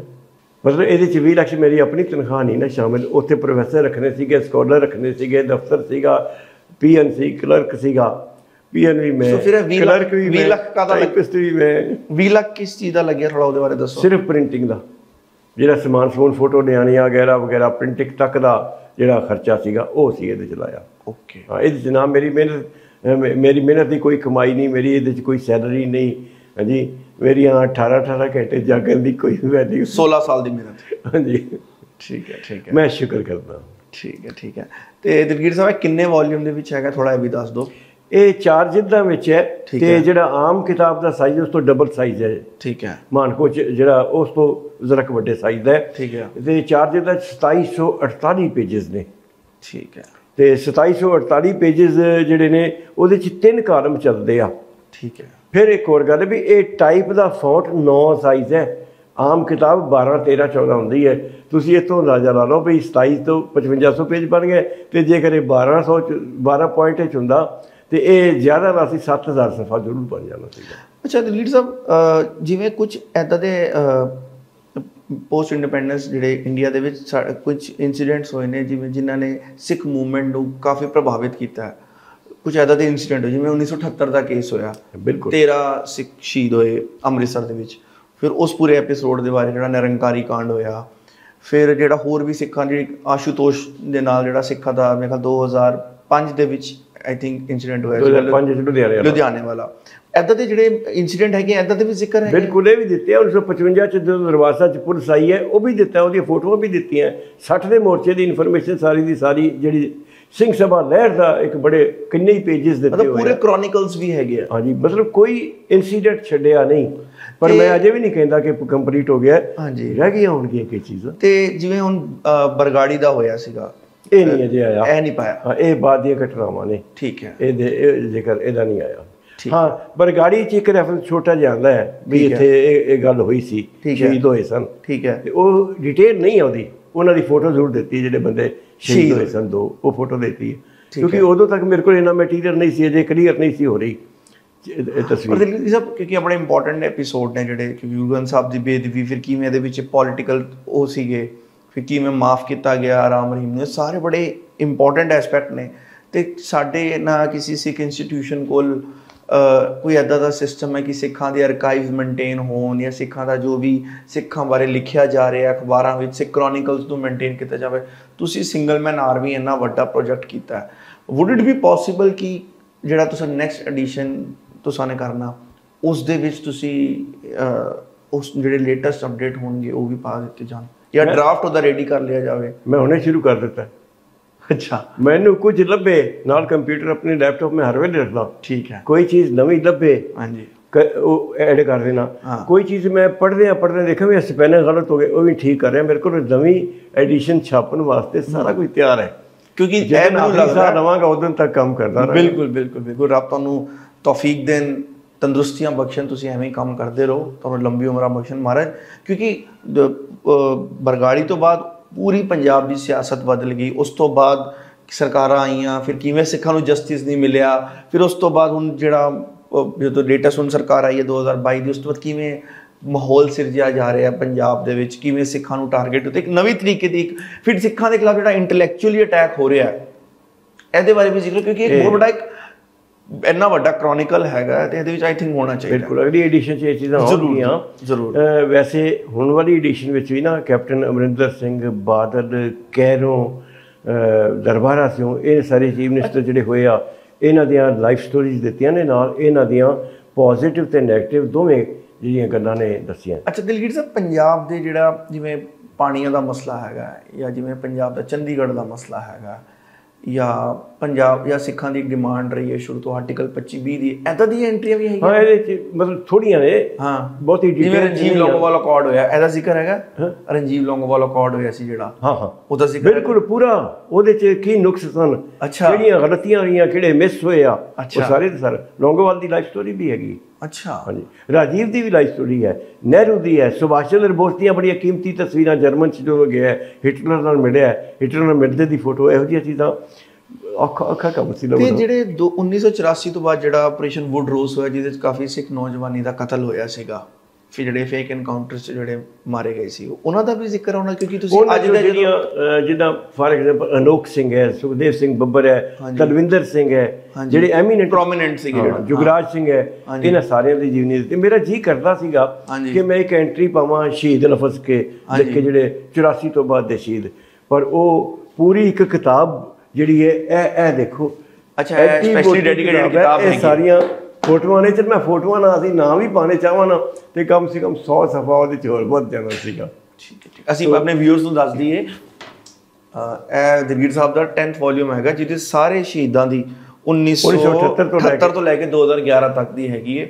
ਇਸ ਹਰ ਸਿੱਖ ਦੇ ਘਰ ਕਿਤਾਬ ਹੋਣੀ ਚਾਹੀਦੀ। ਦੇਖੋ, ਤੁਹਾਡੀ ਕੋਈ ਵੀ ਆਈਡੀਓਲੋਜੀ ਹੋਵੇ, ਤੁਸੀਂ ਦਿਲਗੀਰ ਸਾਹਿਬ ਦੀ ਕਿਸੇ ਵਿਚਾਰਧਾਰਾ ਤੋਂ ਮੁਤਾਸਿਰ ਹੋਵੋ ਨਾ ਹੋਵੋ, ਪਰ ਇਹ ਤੇ ਜਿਹੜੀਆਂ ਇਸ ਕੌਮ ਦੀਆਂ ਸਾਂਝੀਆਂ ਗੱਲਾਂ ਨੇ, ਜਿਹੜਾ ਸਾਡੇ ਨਾਲ ਹੋਇਆ ਤੀਜਾ ਘੱਲੂਘਾਰਾ, ਉਸ ਦੇ ਜਿਹੜੇ ਸਾਡੇ ਸ਼ਹੀਦ ਸੀਗੇ, ਇਹ ਹਾਲਾਂਕਿ ਸ਼੍ਰੋਮਣੀ ਕਮੇਟੀ ਕੌਮ ਦੇ ਹੁੰਦੇ ਨੇ, ਕਿਸੇ ਰਾਈਟਰ ਦੇ ਜਾਂ ਕਿਸੇ ਧੜੇ ਦੇ ਜਾਂ ਕਿਸੇ ਗਰੁੱਪ ਦੇ ਨਹੀਂ ਹੁੰਦੇ।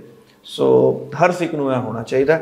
ਤੇ ਅੱਛਾ ਦਿਲਗੀਰ ਸਾਹਿਬ, ਐਸਜੀਪੀਸੀ ਨੂੰ ਚਾਹੀਦਾ ਸੀ ਇਹ ਫੋਟੋਆਂ ਇਹ ਛਾਪਦੇ, ਔਰ ਸ਼ਹੀਦਾਂ ਦੇ ਘਰਾਂ 'ਚ ਫ੍ਰੀ ਦੇ ਕੇ ਆਉਂਦੇ ਦੋ। ਅੱਛਾ ਦਿਲਗੀਰ ਸਾਹਿਬ, ਤੁਸੀਂ ਐਸਜੀਪੀਸੀ ਦੀ ਗੱਲ ਕੀਤੀ, ਤੁਸੀਂ ਲੰਬੇ ਸਮੇਂ ਤੋਂ ਇੱਕ ਕਮੇਟੀ ਪਰਿਵਾਰ ਕਾਬਜ ਹੈ। ਮੈਂ ਇੱਕ ਐਪੀਸੋਡ ਦਾ ਜ਼ਿਕਰ ਕਰਨਾ ਚਾਹਾਂਗਾ, ਆਈ ਥਿੰਕ 1997 ਦੇ ਵਿੱਚ, ਜਦੋਂ ਬਾਦਲ ਉਹਨਾਂ ਦੀ ਸਰਕਾਰ ਆਈ ਹੈ ਜਨਤਾ ਬੀਜੇਪੀ ਦੇ ਨਾਲ। ਬਿਲਕੁਲ, ਉਸ ਤੋਂ ਪਹਿਲੇ ਇਹਨਾਂ ਦਾ ਇਲੈਕਸ਼ਨ ਦੇ ਵਿੱਚ ਇੱਕ ਉਹ ਸੀਗਾ ਕਿ ਅਸੀਂ ਆਵਾਂਗੇ ਤੇ ਅਸੀਂ ਕਮਿਸ਼ਨ, ਟਰੁਥ ਕਮਿਸ਼ਨ ਬਣਾਵਾਂਗੇ, ਤੇ ਉਸ ਤੋਂ ਬਾਅਦ ਜਿਹੜੇ ਵੀ ਸਿੱਖ ਸਾਡੇ ਨੌਜਵਾਨ ਫੇਕ ਐਨਕਾਊਂਟਰ 'ਚ ਮਾਰੇ ਗਏ ਨੇ, ਉਹਨਾਂ ਦੀ ਪੜਤਾਲ ਹੋਏਗੀ। ਤੇ ਆਈ ਥਿੰਕ ਕੁਝ ਹਿਊਮਨ ਰਾਈਟ ਐਕਟਿਵਿਸਟ ਸਿੱਖ ਜਿਹੜੇ ਸੀਗੇ, ਉਹਨਾਂ ਨੇ ਵੀ ਇਸ 'ਤੇ ਕਾਫੀ ਪ੍ਰੈਸ਼ਰ ਪਾਇਆ ਸੀ, ਤੇ ਇਹਨਾਂ ਨੇ ਇੱਕ ਪ੍ਰੋਮਿਸ ਕੀਤਾ ਸੀਗਾ, ਇਫ ਆਮ ਨਾਟ ਰੋਂਗ। ਹਾਂ, ਕੀਤਾ ਸੀ ਅਮਲ ਵੀ ਹੋਇਆ ਇਹਦੇ ਤੇ, ਪਰ ਸਰਕਾਰ ਨੇ ਨਹੀਂ ਕੀਤਾ। ਹਾਂਜੀ, ਮੈਂ ਉਹੀ ਗੱਲ ਕਰ ਰਿਹਾ ਕਿ ਉਸ ਐਪੀਸੋਡ ਦਾ ਵੀ ਜ਼ਿਕਰ ਹੈ, ਤੇ ਇਹ ਦੱਸ ਦਿਓ। ਦੂਜਾ ਉਹ ਐਪੀਸੋਡ ਬਾਰੇ ਵੀ ਸਾਨੂੰ ਥੋੜਾ ਦੱਸ ਦਿਓ। ਨਹੀਂ, ਉਹ ਐਪੀਸੋਡ ਦੀ ਡਿਟੇਲ ਮੇਰੇ ਕੋਲ ਨਹੀਂ ਆਈ ਸੀ, ਇਸ ਕਰਕੇ ਮੈਂ ਨਹੀਂ ਦੱਸ ਗਿਆ। ਹੁਣ ਮੈਨੂੰ ਬਾਅਦ 'ਚ ਪਤਾ ਲੱਗੀ ਹੈ ਵੀ ਉਹ ਕਮਿਸ਼ਨ ਲੋਕਾਂ ਨੇ ਆਪ ਬਣਾਇਆ ਸੀਗਾ, ਸਰਕਾਰ ਨੇ। ਪੀਪਲਸ ਕਮਿਸ਼ਨ ਦੇ ਨਾਂ ਤੋਂ, people's commission, justice Kuldeep Singh ਉਹਦੇ ਹੈੱਡ ਸਨ, ਤੇ ਬਾਦਲ ਸਰਕਾਰ ਨੇ ਕੁਝ ਹੀ ਦਿਨਾਂ ਬਾਅਦ ਨਾ ਉਹਦੇ ਤੇ ਪਾਬੰਦੀ ਲਾ ਦਿੱਤੀ ਸੀ। ਠੀਕ ਹੈ, ਜਿਸ ਨੂੰ ਆਪ ਪ੍ਰੋਮਿਸ ਕੀਤਾ ਸੀ ਵੀ ਅਸੀਂ ਕਰਾਂਗੇ, ਉਹ ਜਦੋਂ ਦੂਜੇ ਕਰਨ ਲੱਗੇ ਤੇ ਉਹਦੇ ਪਾਬੰਦੀ ਲਾਤੀ। ਇੱਥੋਂ ਬਾਦਲ ਦਾ ਡਾਊਨਫਾਲ ਸ਼ੁਰੂ ਹੋਇਆ। ਬਾਦਲ ਦਾ ਪਹਿਲਾ ਜਿਹੜਾ ਸੀਗਾ ਸ਼ਹੀਦਾਂ, ਦੁਖੀ ਲੋਕਾਂ, ਗਰੀਬਾਂ, ਮਜ਼ਲੂਮਾਂ ਦੇ ਵਾਸਤੇ ਜੋ ਕੰਮ ਕਰਨਾ ਸੀ, ਜ਼ਾਲਮਾਂ ਦੇ ਜੋ ਖਿਲਾਫ ਕਰਨਾ ਸੀ, ਉਹ ਤਬਾਹੀ ਕੀਤੀ, ਤੇ ਉਹਨਾਂ ਦੀ ਹਾਰ ਲੱਗ ਗਈ ਉਹਨੂੰ। ਕੀ ਸਟੇਟਮੈਂਟ ਸੀ ਉਹਨਾਂ ਦੀ? ਕਿਹਨਾਂ ਦੀ? ਬਾਦਲ ਉਹਨਾਂ ਦੀ। ਬਾਦਲ ਉਹਦੀ ਸਟੇਟਮੈਂਟ ਸੀ ਵੀ ਅਸੀਂ ਕਮਿਸ਼ਨ ਬਣਾਵਾਂਗੇ। ਨਹੀਂ, ਉਸ ਤੋਂ ਬਾਅਦ ਜਦੋਂ ਕੀ ਮਤਲਬ ਇਹਨੂੰ ਉਸ ਤੋਂ ਬਾਅਦ ਬਿਲਕੁਲ ਨਹੀਂ ਬੋਲਿਆ ਇਸ ਦੇ ਬਾਰੇ, ਟੌਪਿਕ ਤੇ ਗੱਲ ਹੀ ਨਹੀਂ ਕੀਤੀ ਸੀ, ਪਾਬੰਦੀ ਲਾ ਦਿੱਤੀ। ਕੋਈ ਬਿਆਨ ਪ੍ਰੈਸ ਵਾਲੇ ਪੁੱਛਣ ਨਾ, ਤੇ ਚਲੋ ਇਹਦੇ ਬਾਰੇ ਮੈਂ ਫਿਰ ਬਿਆਨ ਦਿਆਂਗਾ, ਜਵਾਬ ਦਿਆਂਗਾ, ਇਹ ਹਮੇਸ਼ਾ ਬਾਦਲ ਕਹਿ ਛੱਡਦਾ ਸੀਗਾ, ਕਿਉਂਕਿ ਮੇਰੇ ਕੋਲ ਇਸ ਵੇਲੇ ਰੈਡੀਮੇਡ ਆਨਸਰ ਨਹੀਂ, ਬਾਅਦ 'ਚ ਜਵਾਬ ਦਿਆਂਗਾ। ਕੋਈ ਨਹੀਂ, ਕਮਿਸ਼ਨ ਬਣੇਗਾ, ਲਾਰਾ ਲਾ ਦੇਣਾ। ਉਹ ਲਾਰਾ ਜਿਹੜਾ ਸੀ, ਪਰ ਉਹ ਹਾਰ ਲੱਗ ਗਈ ਉਹਨੂੰ, ਸ਼ਹੀਦਾਂ ਦੀ, ਜਿਨ੍ਹਾਂ ਨੂੰ, ਤੇ ਜਿਹੜੇ ਜ਼ਾਲਮ ਲੋਕ ਸੀ ਉਹਨਾਂ ਨੂੰ ਤਾਂ ਇਹਨੇ ਪ੍ਰਮੋਟ ਕੀਤਾ, ਔਰ ਉਹਦਾ ਨਤੀਜਾ ਭੁਗਤਿਆ ਵੀ ਅੱਜ 3 MLA ਨੇ 117 'ਚੋਂ, ਤੇ ਅਗਲੇ ਸਾਲ 24 'ਚ ਇਲੈਕਸ਼ਨਾਂ ਹੋਣੀਆਂ ਨੇ, ਤੇ 13 'ਚੋਂ 0 ਸੀਟ ਇਹਨਾਂ ਨੂੰ ਮਿਲਣੀ ਹੈ। ਸੋ ਇੱਦਾਂ ਆਪਾਂ ਇਸ 'ਤੇ ਗੱਲ ਕਰਾਂਗੇ ਕਿ ਫਿਊਚਰ ਆਫ ਸਿੱਖ ਪੋਲਿਟੀ 'ਤੇ ਆਪਾਂ ਇੱਕ ਅਲੱਗ ਤੋਂ ਐਪੀਸੋਡ ਕਰਾਂਗੇ, future of daily Sikh polity ਤੇ ਪੰਜਾਬ ਸਿੱਖ ਪੋਲਿਟਿਕਸ 'ਤੇ। ਪ੍ਰੋਫੈਸਰ ਸਾਹਿਬ, ਮੈਨੂੰ ਇਹ ਦੱਸੋ ਕਿ ਜਿਵੇਂ ਜਿਹੜੇ ਐਕਿਊਜ਼ ਸੀਗੇ ਮੇਜਰ ਇਸ ਦੌਰਾਨ, ਇਸ ਕਾਲੇ ਦੌਰ ਦੇ ਦੌਰਾਨ, ਉਹਨਾਂ ਦਾ ਵੀ ਜ਼ਿਕਰ ਹੈ? ਹਾਂਜੀ, ਬਹੁਤ ਸਾਰੇ ਲੋਕਾਂ ਦਾ ਇਹਦੇ 'ਚ ਜ਼ਿਕਰ ਹੈ ਜਿੰਨੇ ਸ਼ਹੀਦ ਹੋਏ ਆ, ਮੇਜਰ ਜਿੰਨੇ ਹੋਏ ਆ ਸਾਰੇ ਕੱਢੇ ਦਾ, ਜਿੱਥੇ ਮੈਂ ਤੁਹਾਨੂੰ ਦੱਸਿਆ ਨਾ ਵੀ ਨਹੀਂ ਜਿਨ੍ਹਾਂ ਨੇ ਮਾਰਿਆ ਜਿਹੜੇ ਅਕਿਊਜ਼ ਸੀਗੇ, ਹਾਂ ਜ਼ਾਲਮ ਪੁਲਸੀਆਂ ਦਾ ਵੀ ਜ਼ਿਕਰ ਹੈ। ਅੱਛਾ ਠੀਕ, ਬਿਲਕੁਲ ਕਿਸ ਤਰ੍ਹਾਂ ਟੌਰਚਰ ਕੀਤਾ ਇਹ ਵੀ ਜ਼ਿਕਰ ਹੈ ਮਾਨਕੋਸ਼ 'ਚ। ਹਾਂ, ਜਿੱਦਾਂ ਅਨੋਖ ਸਿੰਘ ਨੂੰ ਕਿਵੇਂ ਟੌਰਚਰ ਕੀਤਾ ਗਿਆ, ਸੁਖਦੇਵ ਸਿੰਘ ਨੂੰ ਕਿਵੇਂ ਮਾਰਿਆ ਗਿਆ, ਠੀਕ ਹੈ, ਸਤਵਿੰਦਰ ਸਿੰਘ ਨੂੰ ਕਿਵੇਂ ਮਾਰਿਆ ਗਿਆ, ਔਰ ਹੋਰ ਨਾਲ ਉਹਨਾਂ ਦੇ ਕਿਹਨਾਂ ਕਿਹਨਾਂ ਨੂੰ ਮਾਰਿਆ ਗਿਆ, ਇਹ ਸਾਰੇ ਦਾ ਸਾਰਾ। ਅੱਛਾ, ਇਸ ਪ੍ਰੋਜੈਕਟ 'ਚ ਤੁਹਾਡੀ ਹੈਲਪ ਕਿਸ ਨੇ ਕੀਤੀ? ਉਹਨੇ ਅਕਾਲ ਪੁਰਖ ਨੇ, ਵਾਹਿਗੁਰੂ ਤੋਂ ਇਲਾਵਾ ਇਨਸਾਨਾਂ, ਕਿਸੇ ਜਥੇਬੰਦੀ, ਕਿਸੇ कॉलेज ने, किसी मिशनरी कॉलेज ने, या किसी जथेबंदी ने, किसी इंडिविजुअल ने, किसी संस्था ने? क्योंकि ये कला ਤੁਹਾਡਾ ਕੰਮ ਤੇ नहीं है। दोस्तों ਦੀਆਂ दुआवां ने, कोई आर्थिक या कोई फाइनेंशियली, या किसी ने कुछ भी नहीं, कोई स्पॉन्सर, कोई कुछ नहीं। तसल्ली है कि मैं किसी की मदद भी ना कर लिया, अकाल पुरख ने मेरे को करा लिया। ठीक, वैसे मैनू दसे मैनू खुद हैरानी होंदी भी हो गया, जिदा चुंडी वड्डी दी ना देखी भी सच्ची मुच्ची मैं होश च हैगा, मैं इस तरह महसूस किया। अच्छा, ਹੁਣ ਇਸ ਸਮੇਂ ਜਿਹੜੀ ਕਿਤਾਬ ਹੈਗੀ ਹੈ ਮਾਨਕੋਸ਼ ਹੈਗਾ ਜਿਹੜਾ, ਇਹ ਕਿੰਨੀ ਯੂਨੀਵਰਸਿਟੀ ਵਿੱਚ ਅਵੇਲੇਬਲ ਹੈਗਾ? ਤੇ ਜੇ ਕਿਸੇ ਨੂੰ ਸਾਡੇ ਸਰੋਤਿਆਂ ਨੂੰ ਮੰਗਾਉਣਾ ਹੋਵੇ ਤੇ ਇਹਦੀ ਕੀ ਕਾਸਟ ਪਏਗੀ ਤੇ ਉਹ ਕਿੱਥੋਂ ਮੰਗਾ ਸਕਦੇ ਆ? ਇਸ ਵੇਲੇ ਤਕਰੀਬਨ 120 ਯੂਨੀਵਰਸਿਟੀਆਂ ਤੇ ਕਾਲਜਾਂ ਵਿੱਚ ਪਹੁੰਚ ਚੁੱਕਾ ਹੈ, ਪੰਜਾਬ ਤੇ ਹਰਿਆਣਾ ਤੇ ਦਿੱਲੀ 'ਚ। ਠੀਕ ਹੈ। ਪਾਕਿਸਤਾਨ ਦੀਆਂ 8 ਯੂਨੀਵਰਸਿਟੀਆਂ ਵਿੱਚ ਇਹ ਮਾਨਕੋਸ਼ ਪਿਆ ਹੈ। ਠੀਕ ਹੈ। ਮਾਨਕੋਸ਼ ਦੇ ਕਿਉਂਕਿ 2748 ਪੇਜ ਨੇ ਵੱਡੇ ਸਾਈਜ਼ ਦੇ, ਛੋਟੇ ਸਾਈਜ਼ 5500, 4950 ਸਾਢੇ ਤਕਰੀਬਨ 5000 ਦੀ ਕੀਮਤ ਹੈ। ਸਿੰਘ ਬ੍ਰਦਰਜ਼ ਅੰਮ੍ਰਿਤਸਰ ਵਾਲਿਆਂ ਨੇ ਇਹਦੇ ਡਿਸਟਰੀਬਿਊਟਰ ਨੇ, ਉਹ ਇਸ ਨੂੰ ਸਪਲਾਈ ਕਰਦੇ ਨੇ, ਉਹਨਾਂ ਕੋਲ ਲਿਆ ਜਾ ਸਕਦਾ ਹੈ, 15 ਤੋਂ 25% ਤੱਕ ਦਿੰਦੇ ਆ। ਇੱਕ ਹੈਗਾ Sikh literature for libraries project, okay, ਉਹ ਆਪਣੇ ਕੋਲੋਂ ਪੈਸੇ ਪਾ ਕੇ ਇਹ ਸਪਲਾਈ ਕਰਦੇ ਆ, ਉਹਨਾਂ ਨੂੰ ਮਿਲਦਾ 2700 ਰੁਪਏ ਦਾ ਤੇ 2700 ਰੁਪਏ ਦਾ ਦੇ ਦਿੰਦੇ ਆ। ਇਹ ਉਹਨਾਂ ਦੀ ਦਸਵਾਂ ਦਾ ਆਪਣਾ ਪਾਉਂਦੇ ਇਹਦੇ 'ਚ, ਉਹਨੂੰ 3700 ਦਾ ਮਿਲਦਾ, ਬਾਕੀ ਉਹ ਕੋਲੋਂ ਪਾਉਂਦੇ। ਤੇ ਪੰਜਾਬ ਤੋਂ ਬਾਹਰ ਜਿਵੇਂ ਦਿੱਲੀ ਯੂਨੀਵਰਸਿਟੀ ਹੋ ਗਈ, GNU ਹੋ ਗਈ, ਵੱਡੀ ਯੂਨੀਵਰਸਿਟੀਜ਼ ਨੇ, ਜਾਂ ਹੋਰ ਵੱਡੀ ਯੂਨੀਵਰਸਿਟੀਜ਼ ਹੈਗੀਆਂ ਨੇ ਬੰਬੇ ਦੇ ਵਿੱਚ, ਕਲਕੱਤੇ ਵਿੱਚ, ਉਹਨਾਂ ਵਿੱਚ ਵੀ ਕੁਝ ਇਹਦੀ ਅਵੇਲੇਬਿਲਿਟੀ? ਕਈ ਡੋਨਰ ਹੈਗੇ ਨੇ ਜਿਨ੍ਹਾਂ ਨੇ ਇਹ ਖਰੀਦ ਕੇ ਤੇ ਸਪਲਾਈ ਕੀਤਾ ਹੈ। ਦਿੱਲੀ ਯੂਨੀਵਰਸਿਟੀ 'ਚ ਵੀ ਪਹੁੰਚਿਆ ਹੋਇਆ ਹੈ, ਕੁਰੂਕਸ਼ੇਤਰ ਯੂਨੀਵਰਸਿਟੀ 'ਚ ਵੀ, ਹਰਿਆਣਾ ਦੇ ਕਈ ਕਾਲਜਿਸ ਵਿੱਚ ਵੀ ਪਹੁੰਚਿਆ ਹੋਇਆ ਹੈ। ਠੀਕ ਹੈ। ਜਵਾਹਰ ਲਾਲ ਨਹਿਰੂ ਯੂਨੀਵਰਸਿਟੀ 'ਚ ਵੀ ਪਿਆ ਹੋਇਆ ਹੈ, ਕੈਨੇਡਾ ਵਿੱਚ ਵੀ ਪਹੁੰਚਿਆ, ਇੰਗਲੈਂਡ 'ਚ ਪਹੁੰਚਿਆ, ਅਮਰੀਕਾ ਵਿੱਚ, ਆਸਟ੍ਰੇਲੀਆ 'ਚ ਬਹੁਤ ਪਹੁੰਚੀਆਂ ਇਹਦੀਆਂ ਕਾਪੀਆਂ। ਸੋ ਇਸ ਵੇਲੇ ਜੇ ਆਪਾਂ UK ਦੀ ਯੂਨੀਵਰਸਿਟੀ ਦੀ ਗੱਲ ਕਰੀਏ, ਆਕਸਫੋਰਡ ਹੋ ਗਈਆਂ, ਹਾਂ ਸਾਰੇ ਆਕਸਫੋਰਡ, ਮਤਲਬ ਜਿਹੜੀਆਂ ਮੇਜਰ ਥਾਵਾਂ ਨੇ ਨਾ, ਠੀਕ ਹੈ, ਉੱਥੇ ਪਹੁੰਚ ਚੁੱਕਾ ਹੈ। ਔਰ ਇਸ ਦੀ ਇੱਕ ਸਿਫਤ ਇਹ ਹੈ ਕਿ ਕਈ ਡੋਨਰਸ ਐਸੇ ਹੈ ਜਿਨ੍ਹਾਂ ਨੇ 10-10 ਸੈੱਟ ਆਪਣੇ ਕੋਲੋਂ ਖਰੀਦ ਕੇ ਤੇ ਫ੍ਰੀ ਵੰਡੇ ਆ ਲਾਇਬ੍ਰੇਰੀਆਂ ਨੂੰ। ਇੱਕ ਬੰਦਾ ਹੈਗਾ ਜਿਹਨੇ 40 ਸੈੱਟ ਖਰੀਦੇ, ਇੰਡੀਆਨਾ ਤੋਂ ਸਰਦਾਰ ਰੇਸ਼ਮ ਸਿੰਘ ਹੈ। ਇੱਕ ਹਰਪਾਲ ਕੌਰ ਹੈ ਅਮਰੀਕਾ ਤੋਂ, ਉਹਨਾਂ ਨੇ ਮੇਰੇ ਖਿਆਲ 26 ਸੈੱਟ ਖਰੀਦੇ ਆ। ਇਸ ਤਰ੍ਹਾਂ ਬਹੁਤ ਹੈਗੇ ਨੇ ਡੋਨਰ ਜਿਨ੍ਹਾਂ ਨੇ ਨਾ ਇਸ ਨੂੰ ਪੜ੍ਹਨ ਤੋਂ ਬਾਅਦ ਕਿਹਾ ਵੀ ਇਹ ਤਾਂ ਬਈ ਹਰ ਇੱਕ ਥਾਂ ਤੇ ਪਹੁੰਚਣਾ ਚਾਹੀਦਾ, ਮਤਲਬ ਘਰ ਘਰ ਹੋਣਾ ਚਾਹੀਦਾ। ਤੇ ਜੇ ਆਮ ਕਿਸੇ ਸਿੱਖ ਨੇ ਲੈਣਾ ਹੋਵੇ ਤੇ ਸਿੰਘ ਬ੍ਰਦਰਸ ਤੋਂ ਲੈ ਸਕਦਾ ਹੈ, ਅੰਮ੍ਰਿਤਸਰ ਵਾਲੇ। ਬਿਲਕੁਲ ਠੀਕ ਹੈ, ਅਸੀਂ ਨੰਬਰ ਵੀ ਸਿੰਘ ਬ੍ਰਦਰਸ ਉਹਨਾਂ ਦਾ ਪਾ ਦਾਂਗੇ। ਤੇ ਇਹਦੀ ਕਾਸਟ ਉਹਨਾਂ ਨੂੰ ਕਿੰਨੀ? 5000 ਪਏਗੀ। ਹਾਂਜੀ, 5000। ਠੀਕ ਹੈ।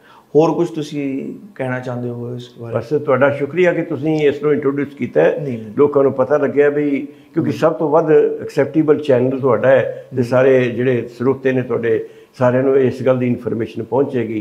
ਤੇ ਹੋ ਸਕਦਾ ਉਹਨਾਂ 'ਚੋਂ ਕੋਈ ਜਿਹੜੇ ਨੇ ਇਹਨੂੰ ਲੈਣਾ ਚਾਹਣ, ਇਹਨੂੰ ਪੜ੍ਹਨਾ ਚਾਹਣ, ਨਹੀਂ ਤਾਂ ਲਾਇਬ੍ਰੇਰੀਆਂ ਵਿੱਚ ਹੀ ਅਵੇਲੇਬਲ ਹੈ। ਸੋ ਤੁਹਾਡਾ ਬਹੁਤ ਸ਼ੁਕਰੀਆ, ਤੁਹਾਡੀ ਸਾਰੀ ਟੀਮ ਦਾ ਸ਼ੁਕਰੀਆ। ਮੇਰਾ ਅਪੀਲ ਹੈ ਸਿੱਖ ਸਰੋਤਿਆਂ ਨੂੰ, ਚਾਹੇ ਤੁਸੀਂ ਜਿਹੜੀ ਮਰਜ਼ੀ ਵਿਚਾਰਧਾਰਾ ਤੋਂ ਹੋਵੋ, ਇਹ ਬਹੁਤ ਵੱਡਾ ਇੱਕ ਨੌਲੇਜ ਦਾ ਸੋਰਸ ਹੈ ਸਾਡੇ ਕੋਲ, ਕੰਟੈਂਪਰੇਰੀ ਤੇ ਅਪ ਟੂ ਡੇਟਡ, ਤੇ ਸਾਡੇ ਕੋਲ ਘਰ ਜ਼ਰੂਰ ਹੋਣਾ ਚਾਹੀਦਾ। 5000 ਕੋਈ ਬਹੁਤ ਵੱਡੀ ਰਕਮ ਨਹੀਂ ਹੈ। ਜੇ ਤੁਸੀਂ ਅਫੋਰਡ ਕਰ ਸਕਦੇ ਹੋ ਤੇ ਹੋਰ ਜਿਹੜੇ ਲਾਇਬ੍ਰੇਰੀਜ਼ ਹੈਗੀਆਂ ਨੇ, ਯੂਨੀਵਰਸਿਟੀਜ਼ ਹੈਗੀਆਂ ਨੇ, ਜਾਂ ਪਬਲਿਕ ਲਾਇਬ੍ਰੇਰੀਜ਼ ਹੈਗੀਆਂ ਨੇ, ਉਹਦੇ ਵਿੱਚ ਜ਼ਰੂਰ ਇਹਦੀ ਐਂਟਰੀ, ਉਹਦੇ ਵਿੱਚ ਜ਼ਰੂਰ ਇਹਨੂੰ ਤੁਸੀਂ ਦਿਓ, ਤਾਂ ਕਿ ਵੱਧ ਤੋਂ ਵੱਧ, ਤਾਂ ਕਿ ਤੁਹਾਡੇ ਕੋਈ ਸਿੱਖ ਇਤਿਹਾਸ ਬਾਰੇ ਜਾਣੇ, ਗੁਰੂ ਗ੍ਰੰਥ ਸਾਹਿਬ ਦੀ ਵਿਚਾਰਧਾਰਾ ਬਾਰੇ ਜਾਣੇ, ਤੇ ਉਹਨੂੰ ਸਹੀ ਰਾਈਟ ਇਨਫੋਰਮੇਸ਼ਨ ਇੱਕੋ ਹੀ ਸਰੋਤ ਵਿੱਚੋਂ ਮਿਲ ਜਾਵੇ। ਸੋ ਦਿਲਗੀਰ ਸਾਹਿਬ, ਬਹੁਤ ਬਹੁਤ ਧੰਨਵਾਦ। ਤੁਹਾਡਾ ਵੀ ਸ਼ੁਕਰੀਆ ਬਹੁਤ। ਤੇ ਅਗਲੇ ਐਪੀਸੋਡ 'ਚ ਅਸੀਂ ਗੱਲਬਾਤ ਕਰਾਂਗੇ ਦਿਲਗੀਰ ਸਾਹਿਬ ਦਾ ਇੱਕ ਹੋਰ ਬੜਾ ਵੱਡਾ ਇਹਨਾਂ ਨੇ ਪ੍ਰੋਜੈਕਟ ਕੀਤਾ ਹੈ, ਗੁਰੂ ਗ੍ਰੰਥ ਸਾਹਿਬ ਦੀ ਇੰਗਲਿਸ਼ ਟਰਾਂਸਲੇਸ਼ਨ, ਜੋ ਕਿ ਸਾਡੇ ਸਿੱਖ ਸਰਕਲ ਵਿੱਚ ਇੱਕ ਟਾਕ ਆਫ ਦਾ ਡਿਸਕਸ਼ਨ ਹੈਗੀ, ਇੱਕ ਬੜਾ ਕਾਮਨ ਮੁੱਦਾ ਹੈਗਾ ਡਿਸਕਸ਼ਨ ਦਾ, ਤੇ ਉਸ ਬਾਰੇ ਵੀ ਅਸੀਂ ਗੱਲ ਕਰਾਂਗੇ। ਉਹ ਵੀ ਇਹਨਾਂ ਨੇ ਕੀਤਾ ਤੇ ਉਹਦੀ ਵੀ ਤੁਹਾਨੂੰ ਦੱਸਾਂਗੇ ਉਹਦੀ ਕੀ ਉਹਦੇ ਵਿੱਚ ਨਵੀਆਂ ਚੀਜ਼ਾਂ ਨੇ ਤੇ ਉਹ ਇਹਨਾਂ ਨੇ ਪ੍ਰੋਜੈਕਟ ਲਈ ਜੋ ਐਫਰਟਸ ਕੀਤੇ ਨੇ ਉਸ ਬਾਰੇ ਗੱਲ ਕਰਾਂਗੇ। ਅੱਜ ਦੇ ਲਈ ਬਸ ਇੰਨਾ ਹੀ। ਸਾਨੂੰ ਦਿਓ ਇਜਾਜ਼ਤ। ਸਤਿ ਸ਼੍ਰੀ ਅਕਾਲ।